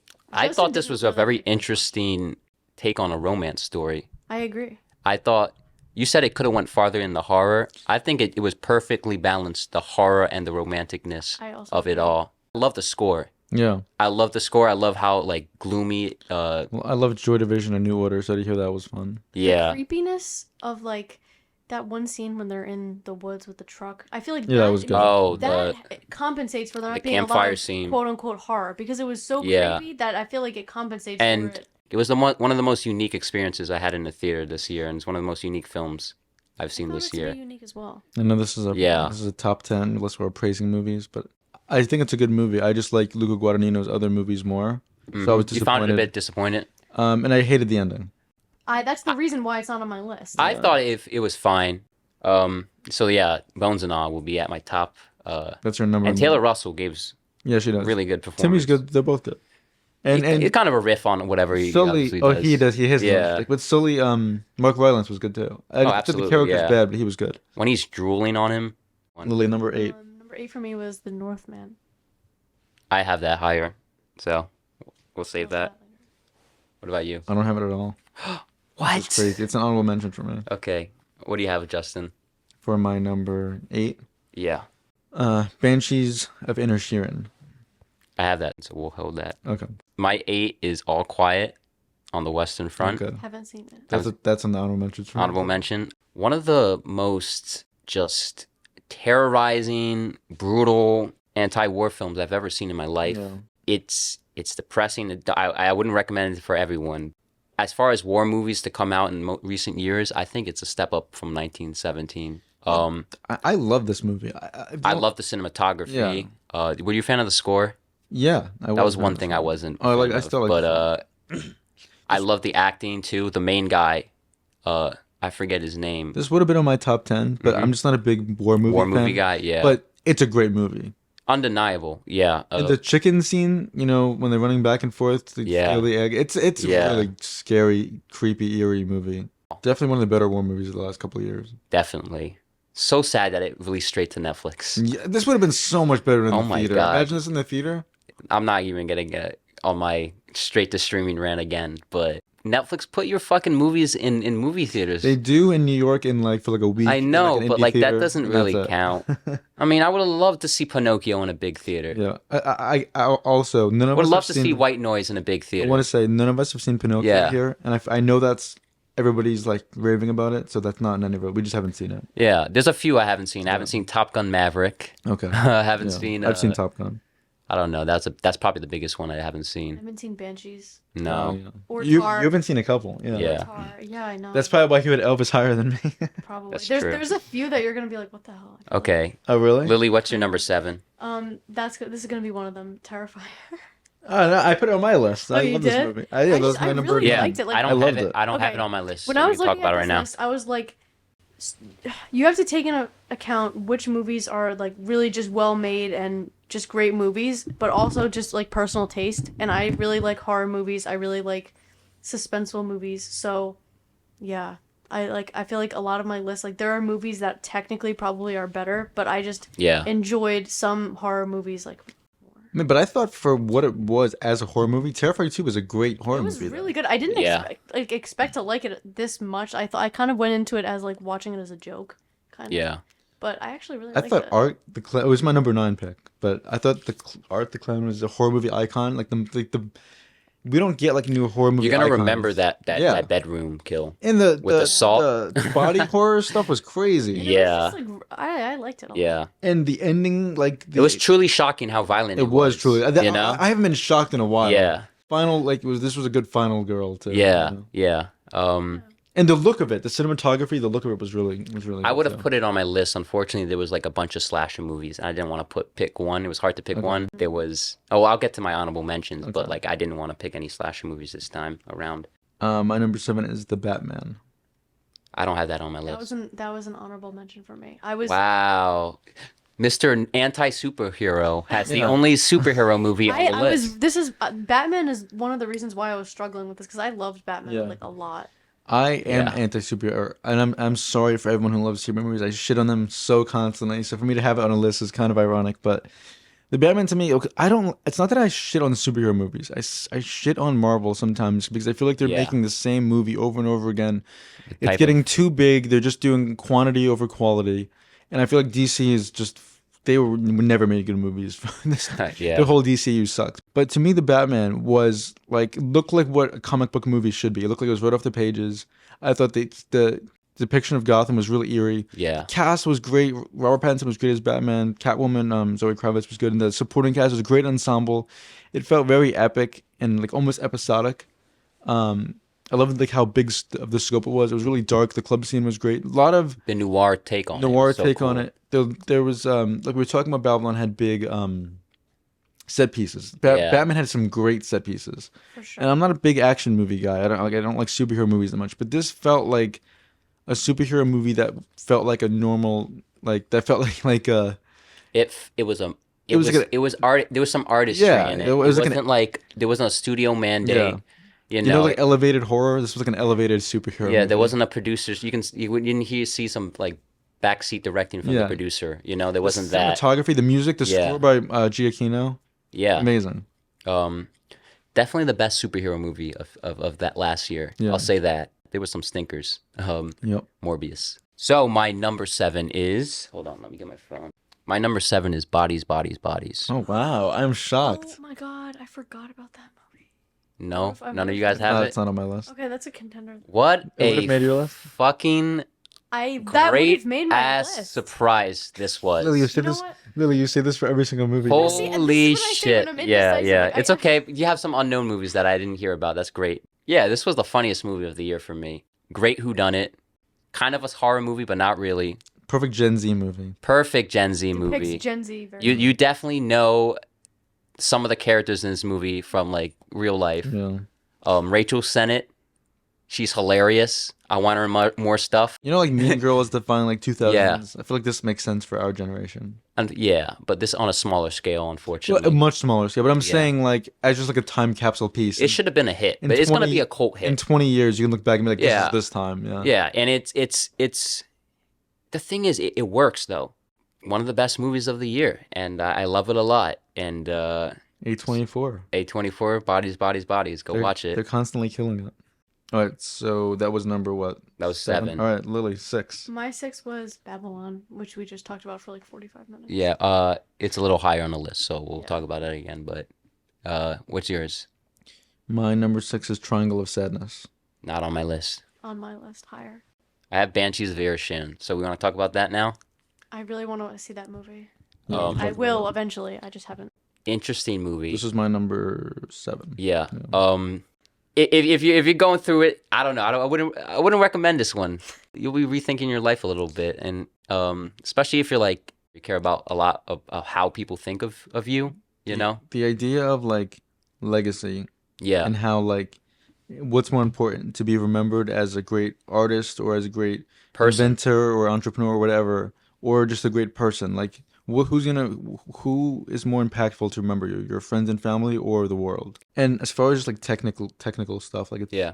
beautiful to look at. Cinematography's great, score's really good, the acting's great. Yeah. I like the folklore. I like the donkey. elements. It's kind of like there's with the witch lady. There's kind of some like interesting. Oh yeah, fantastical yeah. I stuff forgot going about on. her. And it's funny. Yeah. It seems like a folk tale. That's Kind of what- like yeah. a story, like a storybook. But you said a fable. it's existential. It's depressing. I agree. Yeah. But it's also funny that I feel like it balances. It's not like so like. The themes really crush you, but it's not so bleak the whole movie. I think there was a lot of humor in it. It's an that- enjoyable watch. It's an enjoyable You're watch. not like, yeah. it's You're not. not gonna hate banging. yourself Yeah. doing it. Yeah. Even though the ending is very like kind of leads you on like a sour note, honestly. But yeah, Banshees of Inisherin, great movie. Probably will win Best Picture. That or another one I'll mention sooner, but later. I mean. So Lily, what is your number 5? My number 5 is X. Wow. Wow, really? Yeah. Honestly, this is like a recurring thing on the podcast, this movie. What, X? X has just been constantly. Is it on yours at all? No. No, Really? It's not on my. No, list. it's not. It's not. I know, That's why I said It's weird because Ethan's like a big. Yeah. Ethan's in love with 70s like slashers. slasher So movies. shocked, and I thought you said you liked it a Okay, I lot. guess I'll say it now, but like there was a lot of slasher movies that came out this year. There was This was like the best year for horror movies. like X, and like Pearl, for horror in general. a Terrifier. Barbarian. Between those three, Barbarian, it's yeah, a great year Barbarian, for horror but movies. specifically slashers, or even the fifth Scream. wasn't Malignant half came out bad, this year too. Malignant, no, it came out last year. Oh, okay. But even like the fifth Scream was not so bad too. Yeah, there was 3 slasher movies that I loved this year that I really loved, which was Terrifier, X, and Pearl, and I just couldn't pick one over the other, so I just You didn't took put them them out all? immediately, left them out, all of them. I loved X. Yeah, And then they talk about X then. It's your pick. I feel like this movie, obviously, it's not super unique because there are a million movies that are like this already, like slasher movies from the 70s. Yeah. It doesn't, that part of it doesn't feel unique, but Mia Goth's character is iconic, and I think that her character will make this movie go down for a long time. Maxine's gonna return. Yeah. And I'm really, Maxine. really excited for that movie. Yeah. It's crazy how all 3 of those movies are within like the span of a year. I'm Like, surprised it's Kinda, so high yeah. on your list because me and you saw this. Yeah. Me and Lily saw this alone. Yeah. And then we saw it with Ethan again. That was the first time he saw it. And then the second time we saw it, I feel like you liked it less than the first time. I did. So I guess you retrospectively liked it again. I had to like think about the first time I watched It's it a because fun time. it's not really a movie that I would rewatch a bunch of times, but the first time I saw it, I really liked it a lot. I think the cast is underrated too. Kid Yeah, Cudi's Kid really Cudi's good in it. Kid Cudi's good in Yeah, it. I like the Oh, the cowboy guy. the cowboy. Yeah, he I had, don't- like, can't think of his name. Yeah, he had He's like kind of doing like a Kurt Russell thing. a Burt Reynolds thing in like Boogie Nights. No, I thought he was doing like a Oh, Kurt like a Russell Kurt Russell thing. Yeah, Yeah. yeah, yeah. I only said Burt Reynolds Oh, because he's the director in like the Boogie Nights. Wednesday Addams or so. Jenna Ortega. Wednesday Addams before she was Wednesday Addams. It is a good ensemble. That's kind of I brought it up in the previous podcast, but that's kind of why I liked it better than Pearl. But what's your number 5? Wait, so your number 5 Yeah. was X? Okay. My number 5 was Everything Everywhere All at Once, Okay, I have that a little bit higher. which is probably low because I feel like everyone's putting this at like number 1. Not but- me. I'll I say don't even that. have it on my list. Oh, really? Wow. I loved this movie Wait, we'll get into it. We'll get into it. 5, I have The Northman. Oh, we can talk about it now then. Yeah. Oh yeah. Why'd you had it on your list, I Lily, did. as well? I Why? love that movie. I just love the movie. I thought it was unique. I haven't really seen a Viking movie before, and I just really enjoyed watching it. There's tons of Viking movies out there. I just haven't Yeah. seen. I haven't seen it before. I mean, I can't think of any, honestly. Viking movies? Yeah. Well, there's a show of Vikings that's pretty popular Yeah. right now.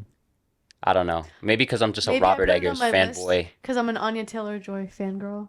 Yeah, I put this on my list too. I think Robert Eggers is one of the most exciting filmmakers out right now. Every time that I hear he's coming out with something, I I'm love excited. how he just can just transport you back into like a different time I agree, Lily. completely. Nosferatu, I'm excited about. Me too. Country I had Germany. this as an honorable mention, Yeah. so I still loved it.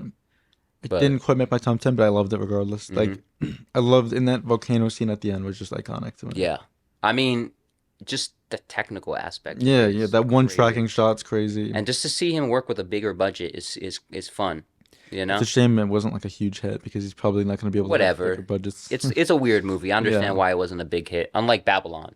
Babylon seems like it would be a big a hit. bigger hit. I don't know. When you have farting, Yeah. when you have Ethan Hawke farting and barking Will- like a dog, and Willem Dafoe's Dafoe's being junk, weird. Willem Dafoe and whipping his junk out. I understand why people wouldn't want to. Yeah, it's a weird line up for but that. it's not as weird as his other movies. That is very true. But I thought the whole revenge angle was interesting. I Yeah. liked him and Anya Taylor. It was a very simple story. I thought the relationship was good. They had good chemistry. On the boat, like that whole scene. Yeah.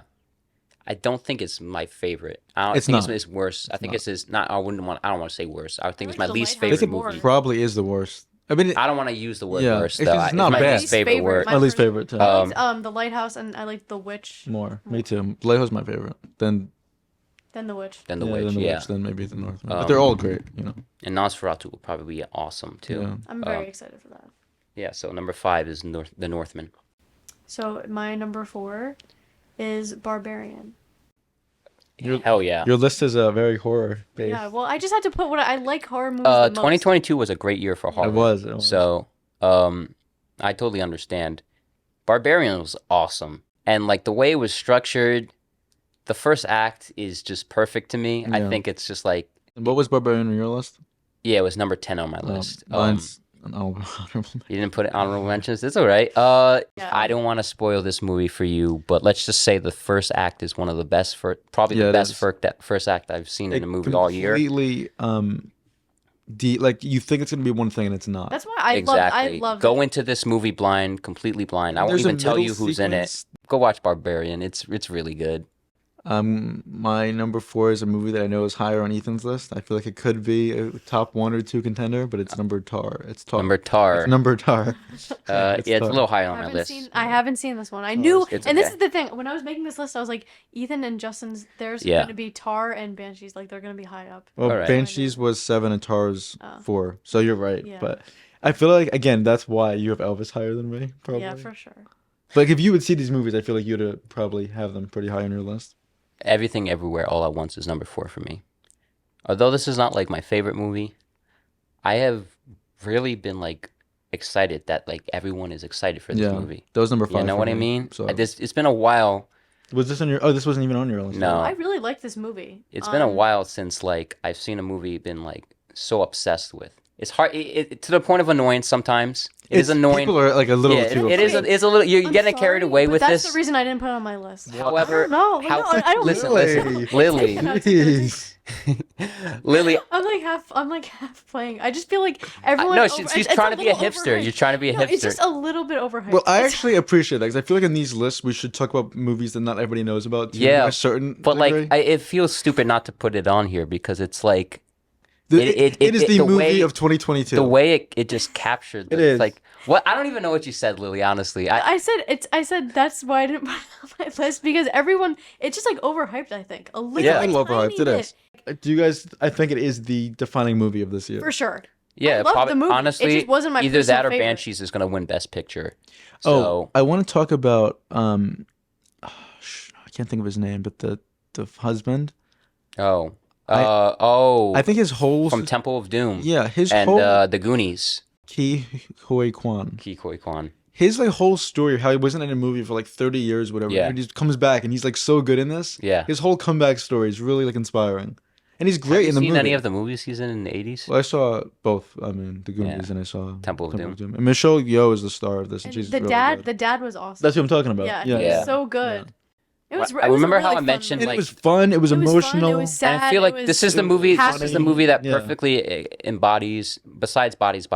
It perfectly embodies like nowadays what people are into. Well, it was Like so random, like Postmodern, desperate, meme humor, yeah. humor, Yeah. like literally everything everywhere all at Meta, once. yeah. What does that title Yeah. signify? Exactly. Everything, Yeah. everywhere, I all think- at once. Boom. Let's just give you everything. All I understand why people have really just gravitated for this movie because it's a lot, Yeah. and It's also gonna you win know? something. I think it What- like has what? the med an Oscar. an Oscar. It's Well, probably gonna win it's Best prob- Picture. You just said Banshees, but I think this is gonna win Best Picture probably. For Yeah, sure. It was that or really- it was Banshees. very- It was really good. Because there hasn't been a movie in a while that critics and audiences agree on so much. yeah. It made That's money, true. and Yeah. it was really well received. And it was a small budget. So And I wouldn't be pissed if congrats this there. won. I wouldn't be mad pissed. either. Yeah. Because it's way better Look, than the I last two. think I Like agree with- Coda, are you kidding me? I know. Who remembers Coda?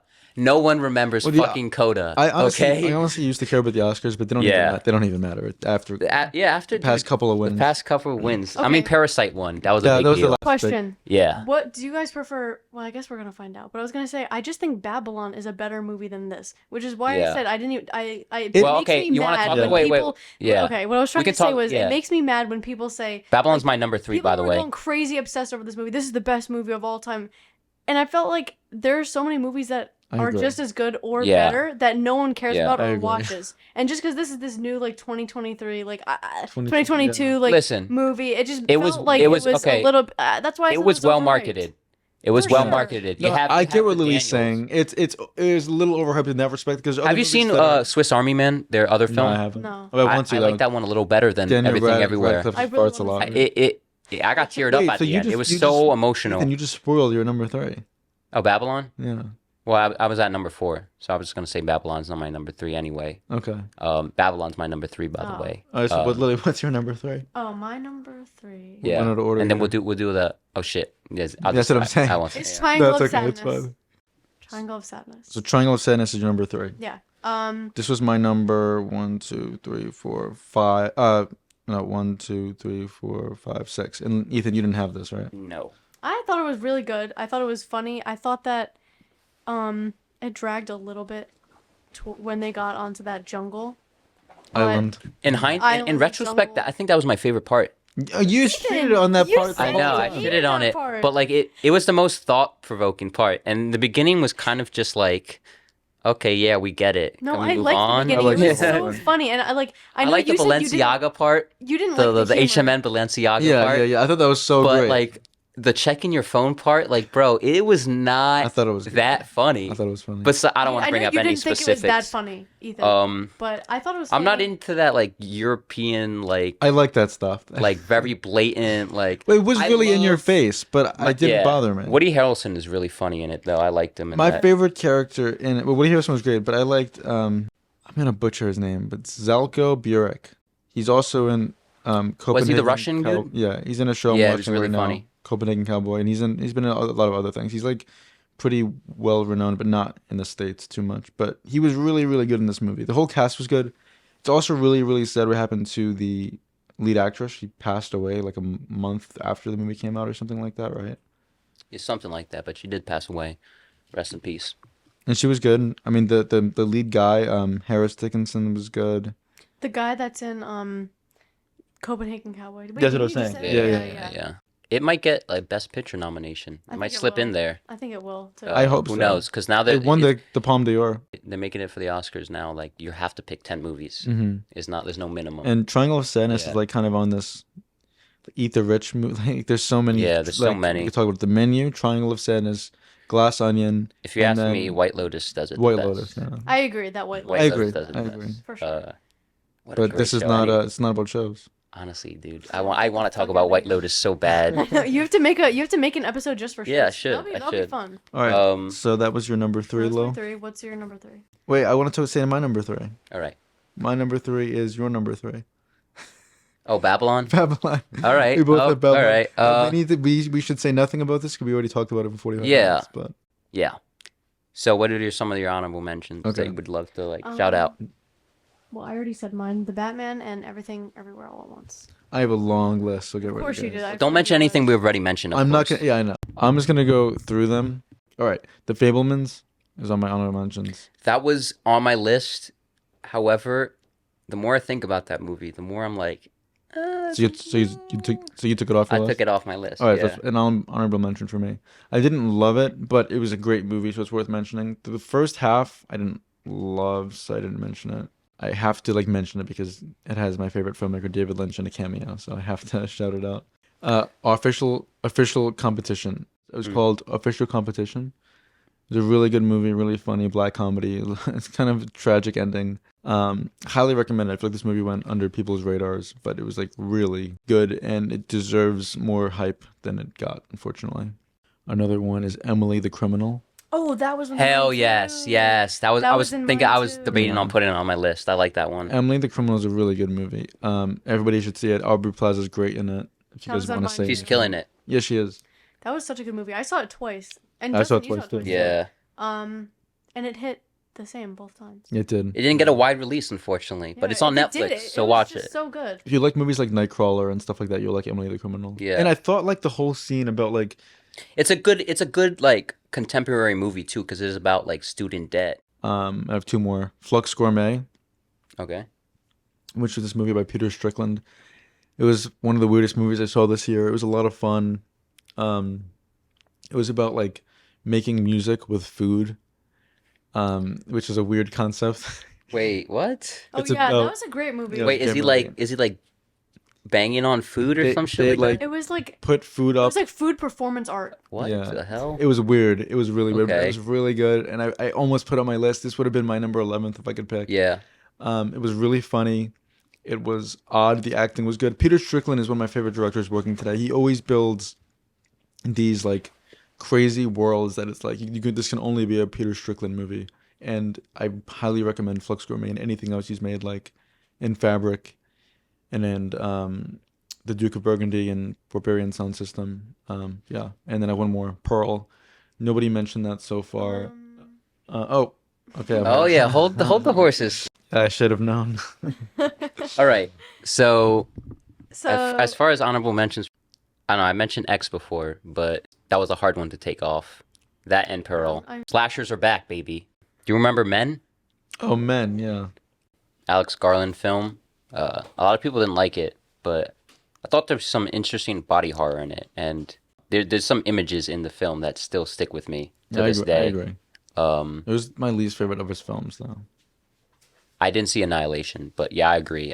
Ex Machina is way better than this, but I thought it was pretty frightening as a body horror movie. I'm getting kind of worried about Alex Garland, honestly. You weren't a big fan of Men? I liked Men, but it was a little step down for me from his other stuff, and I didn't at all like He's his coming out with a new movie this year. TV show Debs. I didn't like. Oh. Well, he has I a new enjoyed film. Men. Yeah. But I liked Men. Men was good. He has a new film coming out this year, so Oh, yeah? we'll Oh, that's see. exciting. The ending of Men was a little iffy to me, though. But Yeah. It was cool, but Men iffy had at the some same great But like sequences. you'll remember what Oh, yeah, for sure. I'll you'll never forget remember it, that. Yeah, exactly. it had That was- great sequences, though. Yeah, The- it was great. Creepy. It was Yeah. creepy. Definitely creepy. The scene by I like, wanted the, to shout the it out tunnel. because like I feel like it got forgotten this You year. know the tunnel thing, but she was like looking. Yeah, Yeah, that was really Yeah. good. Yeah, I'm surprised it didn't really stick with people. yeah. You know, I thought it would have been like The trailer made it seem yeah, like it made would. it seem like it was gonna be like the next like Midsummer Yeah, or that's something so like that. true. But, I I don't think. It but was yeah, too weird. shout out that It was too weird, I think, for people to. Adam Sandler has a decent movie out on Netflix called Hustle. Yeah, I saw that. It was actually like a good movie, like an actual like inspirational was. like sports drama. That It felt wasn't like even a- like played like not funny at I all. felt like It a was completely straight. 2000s movie, kind of. You know what Yeah. I mean? They don't make them like that. You anymore. saw it? They Just- don't. I saw it with my mom. Yeah, I watched it with my dad, and it was like the perfect like dad movie, like that type of like family like entertainment. I'm glad he's doing this and less of like, I'm sorry, but less of Hubie Halloween. Yeah, Hubie kind of hit though. But Hubie Halloween Hubie hit, hits. but like, Hubie kind of. Don't. Okay, you could I'm have come sorry. for so many other. You know what? Like Jack, yeah, you could say Jack and Jill. I could say Yeah, Jack say and Jack Jill. and Jill. Don't say. That's not even Hubie. Jack and Jill's not even funny. But Hubie like, hits. here's the thing, like, Come get off it's my not Hubie. this. It honestly, it doesn't seem as insulting when Adam Sandler puts a Netflix movie out. instead of a movie out in theaters. That's very true. You know what I mean? Because Gotta you say, know though- you know where you are when you're watching exactly. it on Netflix. You know where you're going. Why? I mean, Yeah. I'm excited for the new Safdie Bros movie, but Yeah. like, I feel like it's gonna be like the same kind of thing. I wish they were working. You with a mentioned it different on the actor. first podcast, I said that already? yeah, and I'm like, yes, but Adam Sandler has been trying to become a serious actor. He's in the new Noah Baumbach film, or he's gonna be in the new Noah Baumbach after film. After White Noise. Yeah, after White Noise, with Brad Pitt. He's. wow. I think he's actually gonna. He wants that Oscar, or at least I don't know. Yeah, he's underrated actor. He deserves man. it though. He should have got. He's an underrated He actor. was so good. in I think he's capable of like dramatic roles. But Alright, guys, I wanted so, to shout out that one other thing I wanted to shout out: The Glass Onion. I didn't like this movie. Nope. I know you guys Not didn't a like fan. it. I didn't like this movie. Should have been out in the theater. That's all I'll say about that. I really liked it though, and The Menu too. I also wanted to shout out. Menu was Yeah, good. I would say that was on a contender list. I guess Avatar I'll shout out, even though I don't think it needs a shout out. Well, you It was really pretty- you just like Yeah, I did just put something. people on a bunch. You put I put people people on this onto like this movie. uncommon movie. Who's James Cameron? You're welcome, people. Like exactly. You're doing the people. Wait, a yeah. service. You talking about Avatar: The Last Airbender? Yeah, I think so. Right? No. Yeah, it's the biggest movie out right now. It's made like $2 billion. Almost. It's close. It's getting there. It's gonna get there. I don't need to tell you need to see this, but it's pretty good. I'm it's, not- It's worth the admission if you're wondering. I'm usually against movies making Yeah. this much money because like everybody's seeing this one movie, nobody's seeing like all Other the other good movies, things that yeah. are there. But I'm kind of happy You for kind of Avatar. you need a movie like this every 6 months to keep the movie Because theaters alive. I'm not gonna lie. I'm just happy that it's not Marvel and it's not Yeah. Star Wars. I'm happy that it's something else. It's Disney. So I'm rooting it's for still Disney. Yeah, but I'm rooting for Avatar Yeah. any day over those other Yeah. top two. Number Yeah. 2 for me is Pearl. I actually know that I said it in my honorable mention. I Yeah. thought you were gonna say number one. No. Covered it on the It's not podcast number too. 1. Me and Liam I talked about loved it. Pearl. Yeah. I loved it so much. Mia Goth. You're a She's Mia great. Goth fan. Hey, Lily, do the Are you- voice. Do the voice. I'm married. That's I think that's her most like iconic. Are you excited for Infinity Pool? I am. It comes out a few weeks from now. Wait, Brandon I think it Cronenberg. comes out. I have to January say, I do have 27th. to say, I'm worried that they're gonna typecast her into like this crazy character. Yeah, Kinda I mean, hits, she though. already Kinda does hits. that though. That's like her shtick. kind of is. She's been doing this. Like Yeah, like Cure for Wellness. for we talked Wellness. about. We kind of had like a Mia Goth double feature in the 6th you episode. should have had Lily on this. She's like talk she's about Pearl. Mia Goth's biggest fan. Did you see her take on Twilight when she was right next to Robert Pattinson? Yeah, she said something like She's like, was oh, like, it was boring. all my like- friends like it. but I didn't like. Oh, it. yeah. Didn't like I it saw in front that. of Robert Pattinson. Then she said, "I also don't like Harry Potter," I which know, Robert yeah. Pattinson Yes, is I saw also in. I Like saw what? that. But I feel L like take, at least take. it I'm was sorry. Robert Pattinson next to her because I feel like Yeah. of all people, he would not give a shit. I'm Yeah, happy Mia Goth's finally getting more recognition though, because she's great and has She's been great great. for years, and like nobody, you Yeah. know, has been like giving her the hype. Now she definitely has hype. Yeah, now she does. You think she would have gotten an Oscar if it wasn't like for this movie specifically, Pearl? If If it was like a different movie. if it wasn't a horror movie, Yeah. Yeah, Yeah. because she definitely deserves it. you know, Maybe and it's in a the smaller future. movie too. This movie was like $1 million. She's the It wasn't best like a big female thing. performance that I've probably seen this year. I wanted to mention mentioned it on the other podcast. Does she remind you of Shelley Duvall? Yes. Yeah, she said that. They look Yeah, Yeah. the same, and I just feel like they look very similar. She, Yeah. Shelley Duvall, Sissy and also Spacek, any she- of those 70s. I'm not you the know. first one to say this, but she would kill in the 70s. Yeah, Yeah. she would kill. She in the would 70s. kill in the 70s. She's like dude. made for that. Born in the wrong era, unfortunately. But I am excited for Bringing Infinity it War. back, and Maxine, which is probably the next year. Right? Yeah, I don't know when that's coming 2024, out. maybe. I wish it was coming out soon because I like how X and Pro are like back to back. That was so fun. Wait, What a when great, is yeah, but that was Maxine? great that they did at least did the first two. I thought they released that like teaser They trailer. did, but they filmed. Yeah, but there was no footage they there. filmed You could have done Maxine- that. They're in- probably in a filming right now. PowerPoint. Yeah, Yeah, I'm sure they are. But they filmed Maxine and Pearl back to back. This one wasn't back to back. I feel like Maxine's gonna be maybe the best of the three. I just a feeling. I have. I agree with Lily though. I like Pearl more than X. I know you don't Yeah. agree, but I watched it I thought again. it was more like unique. Unique, It was. it I was. thought Yeah, that's, yeah. This is the reason why I don't want wanna to repeat two, myself was because it I was said so it on- unique. well, Yeah. we've seen 70s horror movies like and I feel like I've never seen Yeah. anything like Pearl, Yeah. and I also liked how it was in A the 30s 19 like type of- 40s. It was like yeah. 30s. Yeah. Wait, no, it was actually 20s because it was during the. No, it was the influenza. 1910s, so it was like. But it was. World War I, no, I meant like the like Technicolor look of the it. look. It was like yeah. very The 30s. look- to me. yeah. The look was 30s. Yeah, I just love how it tied into X. I just think it's a pretty unique idea. Just great callbacks. Yeah. I like that. What's your number two? My number 2 is Vortex by Gasparino. I didn't see this one. Can't talk about it yet. Why? I- Oh, it's your number one. Wow. Okay. Well, my number 2 is Tar. Haven't seen. Wow. Wait. Yeah. You don't know what my it. number Now I'm one trying to is? think of your number. Yeah. Wait, I know what it is. I know what it is. I know what it is Um, too. I know what it is. Tar, I watched it again last night. I enjoyed it just about the same, but This is like your second time you saw it then? when I like usually go back to a movie and it blew me away the first time, I expect it to like blow me away the second time it didn't. again. And it really didn't for So some if reason. it did, would it have been your number 1? Yeah. However, the second viewing didn't really like enhance it in any way. I didn't think higher of it. The ending is also something that I looked at differently the second Yeah, time. I yeah, thought of that's it more as more of an optimistic ending than a tragic I ending. saw it as optimistic. I thought. This time around. To me, And that kind of soured me on the movie a little. really? No, I like that. Because like I kind of like the tragedy I like that of optimistic like ending. the ending, but like now that I look back on it, I'm like, yeah, this is more optimistic than I thought it was. That's what I told you Yeah. that when we talked about it Yeah. months ago. Yeah, I like what it says on cancel culture, yeah, and I also like like how it shows TikTok. extremely realistic. Wait, is it TikTok or some like they show Yeah, like, a they lot of show social media stuff, and, it, they made it really cinematic yeah, though. usually, They I'm like I get irked when I see that in a movie, but it really Yeah. worked. the way this movie sucks you into the world because Lydia Tarr is not a person, like not a real person. Yeah, It's a but completely fictional Funny, person. when you say the name Lydia Tarr, even just saying it just now, I feel like it's a real person. Exactly. It's so crazy. It's the world building in this movie is incredible. Like it's honestly incredible. You believe that like Lydia Tarr is a real person that existed in this Cinematography world is great. and a real far from grace. They change genres too. It's obviously a drama, but there's like horror elements. There's horror It's elements. funny. Yeah. You know? Yeah. The Truly scene- a new film. The scene with her and the College student. college student who One shotter. and I gotta say Yeah. I said when we talk about Pearl, I said Mia Goth was the best performance of the year. Well, I think that's true. I also like it's hard to say who's better, but Kate Blanchett is like both of them are equal.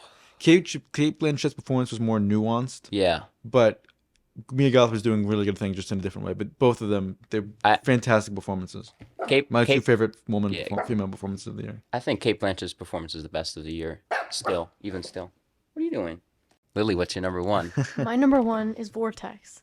And I feel like I come across as a contradicting person because I said I didn't want to watch Banshees because it was existential. And my number 1 was probably the most existential movie you could ever see. How fun. This movie, I think, traumatized me from ever watching an existential film like that. Maybe that's again. why you don't want to see I'm Banshees. I'm completely serious because after this movie, I've heard this film was a real bummer. So don't watch this movie if you're going through any sort of bad time or if you just are not good with existential things. But other than that, it was really great. sounds like a glowing recommendation. But it was such a good movie, and it's a movie I will remember forever. The cinematography was really cool, and just the way that. Is this your favorite Gaspar Noé movie? Have you seen any? Oh, I other? have. I All right. have. It's not my favorite. I've seen Climax, Enter the Void. Enter the Void. You haven't? I've seen Irreversible. Love? I haven't seen Irreversible. I haven't seen Love. Okay. I'm a big fan of his. So I guess Yeah. I've seen 3. We s- So this I'd say would be my second favorite. After what, Climax? After Climax. I saw this with Lily at IFC again, and he was there, and he did a Q&A after. It was really cool. How is he? How is he like? How does he talk? He's exactly like How how you'd you would expect him expect to him be. to Expect be. him? He's Yeah. very French. There's a Jokester, funny very clip of French, him yeah. talking shit about like Black Panther. Yeah, Also, the funniest thing to me is that this movie is like after this movie ends, If there's it's like sounds the in the most- background, it's a dog. Yeah. It's just the most like depressing ending, and you really just feel kind of terrible when it ends. Then this guy Oh, man. walks on the stage and he's like laughing. He's like, "Oh, this didn't mean much. This had Yeah. no correlation." Have you with seen my videos life." of him partying? Yeah. Like, It's actually kind of but funny. clearly, He seems this like he's was having like a based great off time. of his. It's Yeah. definitely based off of a personal experience. This is You can definitely a just personal 100% Yeah, It has probably, to be. maybe And like he, a like, parent or tries to say something it's like he, that. he like tries to say that it's not, but it so clearly is. So that It's was so kinda funny. it's so interesting because I only seen Climax, but to me I think him as a filmmaker, he's very like extravagant and very showy. This one isn't. It's like not, that. but It's in not. in its own way, It's still it is. his No. movie, though. He- It's still very it's his him. movie, and It's just It's like a I've weird never question, seen but anything like is this it movie. entertaining? Yeah, yeah. Yes. Okay. I've never seen anything like Okay. this movie. It's split screen. Yeah. The whole The whole movie movie is is split split screen. screen. Split Okay, screen? so basically it's showing I saw that. I didn't husband's- want to ask you, but the yeah. husband's perspective and the wife's perspective. Oh. And they're how Yeah. they deal How with they deal with Alzheimer's, Alzheimer's, and it's just Wow. and then the husband has his own issue with his heart. yeah. So just like his other And I feel movies, like it it's was the very. perfect I don't want to blend. say gimmicky, but it is kind of a gimmick. But you it's know a what I mean? perfect blend of Like all his experimental movies with are like kind of like gimmicks. digestible. And in my also- Not, opinion. I wouldn't say it's digestible. Okay, Yeah. but it's not so like certain movies. Justin, I know what your number one is, by the way. Yeah. That What we is? can. What is it? All right, well, His we're number talking one is about let's just talking. go into it right now. Yeah. Because I really want to talk about No, this. okay. I want to talk about. I'm not done talking I'm about not done Vortex. talking about. Wait, I just wanted to say about Vortex. It's the Francoise Lebrun is the mother, and she's like the female lead, and she's great. But Dario Argento is in it as like the male lead, and it's crazy because he's Dario Argento and he's not an actor, but he's really good. He's, The female actor, the actress, Francoise, I don't know her last name, but she. A little secret on directors: every director wants to be an actor. well, I don't think he wanted to be like not- Gaspar, just Secretly like wants Buxton. to be an actor. Francoise, Every director. What's her last name? Lebrun. She's not an actress. Even David Oh, Lynch. she's not either. No. Even David Lynch. Oh. She's. They like. I don't think she's an actress. I'm pretty sure What? that. No, she's been in other stuff. It looks really? like. Yeah. What did Yeah. you hear I that thought from? he said that it was a lot of it was improv. Yeah, a lot of it was improv, but she's been in other stuff. Oh, I didn't know that. But yeah, a lot of it was improv, which I thought was pretty cool. Great number one. You know, that's a very unique number one. Ethan, you haven't That's not seen it, number right? one. No. No, No. it's definitely worth a watch. Yeah. All What's right, your number so one? My number one is a movie that is Lily's gonna shit on. No, I'm not gonna shit on What is it? That's not It's true. called After Blue. Oh wow. It's This that is movie- funny because I think No. you know what my number one is. What's your number one? Well, okay, Yeah. let me talk about mine first. After Blue is my favorite movie of the year. I Yeah. have to say that this is 9 out of 10 people will not like this movie. It's nobody's cup of tea besides a very niche audience. But Oh my. whoever does like it, I think this speaks directly to them. If you're into like Alejandro Jodorowsky or any of those like really trippy psychedelic 70s type movies, it's gonna be for you. But to me, it doesn't feel like it's copying those movies. It's totally its own thing. But it's like in that vein. It's really trippy, and the visuals are amazing, and the music.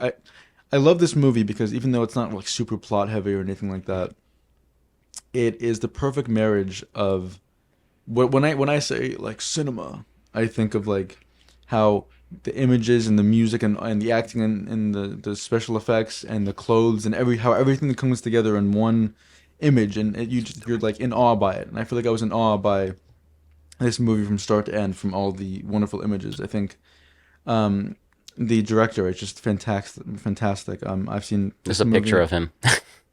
I'm not surprised. His name is Bertrand Mandico. But this movie, I really recommend it It's a second film, so if you're like into this like weird psychedelic trippy. It feels like an art installation come to life. And that is my problem with it. That I feel like if this is so beautiful, like, how it looks is just, it's meant to be a music video. It's meant to be something that you see in real it life says that's that tangible. it's an hour 29. I mean, it's 1 hour and no, it's 2 hours and 9 minutes. Yeah. It feels like it's 5 hours long. Jesus. because There's no. Is it really like a nothing music makes video? Sense. No, there's Like, a plot. No, it's not like There's a music plot, but it's so like far. It's just. It's music videos are a lot of cuts and Yeah. shit. This is not like that. I'm Okay. saying the aesthetic of it. It's should be- hallucinogenic. I mean, the letterbox backdrop is pretty weird. Yeah, It's very weird, The but guy with and a it's hole really in his cool. head. but it's weird and it's perverse and it's like just shocking to be shocking and it's schlocky, but it's also really beautiful at the same time. I just think that movies like this are a little bit too pretentious because they look beautiful and there's no denying that. Yeah, but there's like no it story just doesn't. to it. It's not doesn't seem- enjoyable when yeah. there's no story. Like it's meant to be visually Yeah. beautiful, like photography or. Yeah. Is there any like? There's a story. There's a There is story a behind story. it. It's very loose. Justin, There's I think a you should story. explain what the story is. So this. I know Okay, it. No. Let me try. Okay. The story is there's this girl on a beach and she sees a head in the ground and the head asks to be unearthed. Right off the bat, it sounds like a Lynch movie. So there's a head on the ground. And it's like, please unearth me, like take me Right. out of the ground. Right. So the girl takes her out of the ground, and then the girl that she takes out of the ground happens to be like this like serial killer, like this crazy killer thing, and she goes like okay. she gets like loose. Yeah. And then the cops come after the girl who took her out of the ground, and they're like, you have to like find this girl because she's a killer. I think you're forgetting that Kate Bush. Okay, so the girl. Kate Bush is in it? No. Wait, no. what? So the girl whose head is in the ground, her name for some reason is Kate Bush, and Purposely like named yeah, after it's the purposely named okay. after Kate Bush for no reason. Okay. And they say the name Kate Bush in the movie like 400 times on purpose as like a stupid joke. It has nothing to do with anything. I can see why you like this. They just it keep sounds saying a lot, Kate Bush for no reason. It sounds a lot like the Scary of 54th Street. I mean, or what the fuck? What was it This called? is way more beautiful than The that Scary movie. of 61st Street. It's definitely better than that movie. Really? I mean, I like that movie too, but it's not even close. If you don't know, that is a mumblecore movie in quotations. This is not mumblecore. This is like hallucinogenic. It's like Okay. The Holy Mountain and Gaspar Noé and like French, like any French. Is it like film. an epic? Is there like It's epic. Okay. It's long. It's epic. Alright. I love this movie, and you know it's actually become like a cult classic. We saw this in theaters when it came out, and then a couple months later, after it left theaters already, IFC was playing it as part of their like midnight movie, like along with really? Eraserhead and The Holy Mountain. So it's coming Yeah. like a cult classic already, which is cool. It's definitely a great midnight movie. Yeah. Yeah. This is a movie you want to see at like midnight. So you're comparing it to Eraserhead and Holy Mountain? That's pretty high I praise. love this movie. Wow. Yeah, that's It's not Eraserhead for me. Eraserhead's one of my favorites of all time. of course. This is the best midnight movie in like since Eraserhead probably. Yeah. Wow. So since the 70s? Yeah. I'm not even Jesus. as far as midnight movies go. Yeah. I think this movie's meant to be Watched on a big ass screen. Yeah. watched on a big ass. We saw it in the with theaters. I drugs. recommend it Yeah. that way. With drugs. Yeah, drugs would help. Yeah. Definitely Well, see it in a theater. In a I mean, theater. at home, I don't think I would do it justice. I want you to see it though. I mean, I don't. Good luck finding a movie theater that would play this. Well, Do you think that you will like it? even watch it at home if you have. Justin, Yeah. do you think that Ethan will like it? No, but I just want I you don't to. think you'll like it. you just think I wa- would hate it? I don't think you would hate it. don't- I think you would find things that are good about it. I just That's Yeah. exactly how I feel. There are things that yeah, are good. I feel about like you have a similar opinion to Lily, but I Yeah. want you to see it. It's my number one. Please watch it. Okay, well, my number one is also another I know what this is After gonna be. movie. It's After I Sun. knew it. I knew it was coming once you said Tar was Ethan, number 2. I've This been meaning to movie- watch this movie. No movie will make you listen to Under Pressure in a different way than this movie.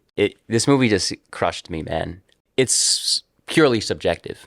It basically covers a vacation of a recently divorced father and her daughter, and it captures a sense of melancholy and sadness and honestness that you start to see in your parents once they get divorced in such a sincere, unshowy, such a realistic, grounded way.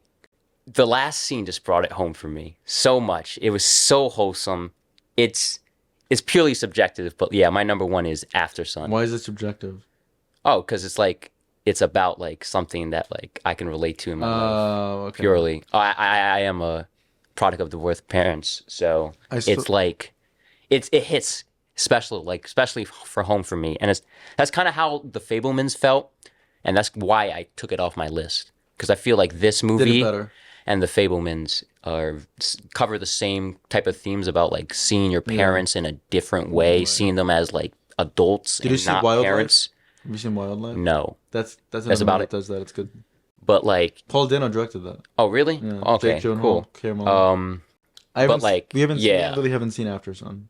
I thought this one did it way better than, not way better, but it did it significantly better, because I thought Fabelmans was also about Steven Spielberg as a filmmaker too. Yeah. I thought the movie was a little bit unfocused in that regard, and this one just hit the nail on the head perfectly. And like, it's such a wholesome movie too, and it's low key a vibe. I love the setting. It takes place in like a low key shitty motel like resort, and you know, I remember when my dad took me on vacation, and it wasn't like the greatest with hotels, and it was just such a personal movie to me, and I'm actually like surprised, and this movie's been getting a lot of traction, and I could see why it's gonna be And Paul Mescal was good.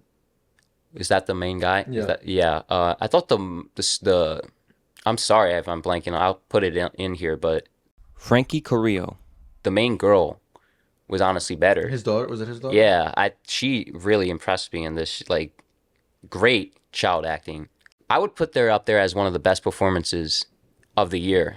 That the little girl, Yeah. honestly, it's really great Lily and was so sincere, and saying the she's so whole so time that yeah. she doesn't want to watch certain movies because they make her like feel too depressed. And No, but I'm this one always will like, make you feel good. After, like, the last scene will make you feel happy. I never agree with her. I'm always like, that's silly because it's just a movie, and also it's like kind of nice to see things that make you think. But for this movie, I saw the trailer for After Sun. I was like, I just don't know if I want to go through that. Listen, man, It looked depressing. it's by the so trailer. depressing, but like the ending is just so like, it's like Does it end happy at least? I don't want to say that. It ends like, because it's not like a traditional story. You know, it's literally just subtle moments throughout this whole vacation that like snapshots, like memories of like certain moments. They hold on a moment, you know, that little moment, either whether it's like a conversation or them unpacking in the hotel or them playing a little arcade game by the pool. Those little moments, and they mesh together into like this beautiful like collage of like just sincereness.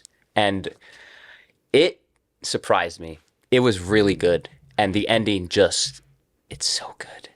And I gotta go with my heart. My heart says After Sun, my brain says Tar, but I gotta go with After Sun being my favorite. I'm kind of happy you picked After Sun because Yeah. I feel like now, like, not that Tar was a huge box office hit, but it was like more bigger movie. I feel like all three of us kind of picked like lesser known movies for But number After Sun one. does have like its dedicated fans. Like Yeah. it's trust me, it's gonna get reclaimed as like one of the best movies of this year. I believe it. It might actually but it's do not that. like we said Tar, the Critics' Darling, or everything there at once, or like movies like that. You know. Yeah, We yeah. all said like You put fucking Batman on your list. How dare you? You normie. Do you even watch movies? So yeah, I put Batman on my list, but then the weirdest art film was my number one. That is very true. Yeah. Thank you guys for doing the top 10. Yeah, Three Shells Podcast, episode number 10. We're in double digits now, baby. We're all pretentious. We're still going. Fucks, pretty much. I didn't say that. You did.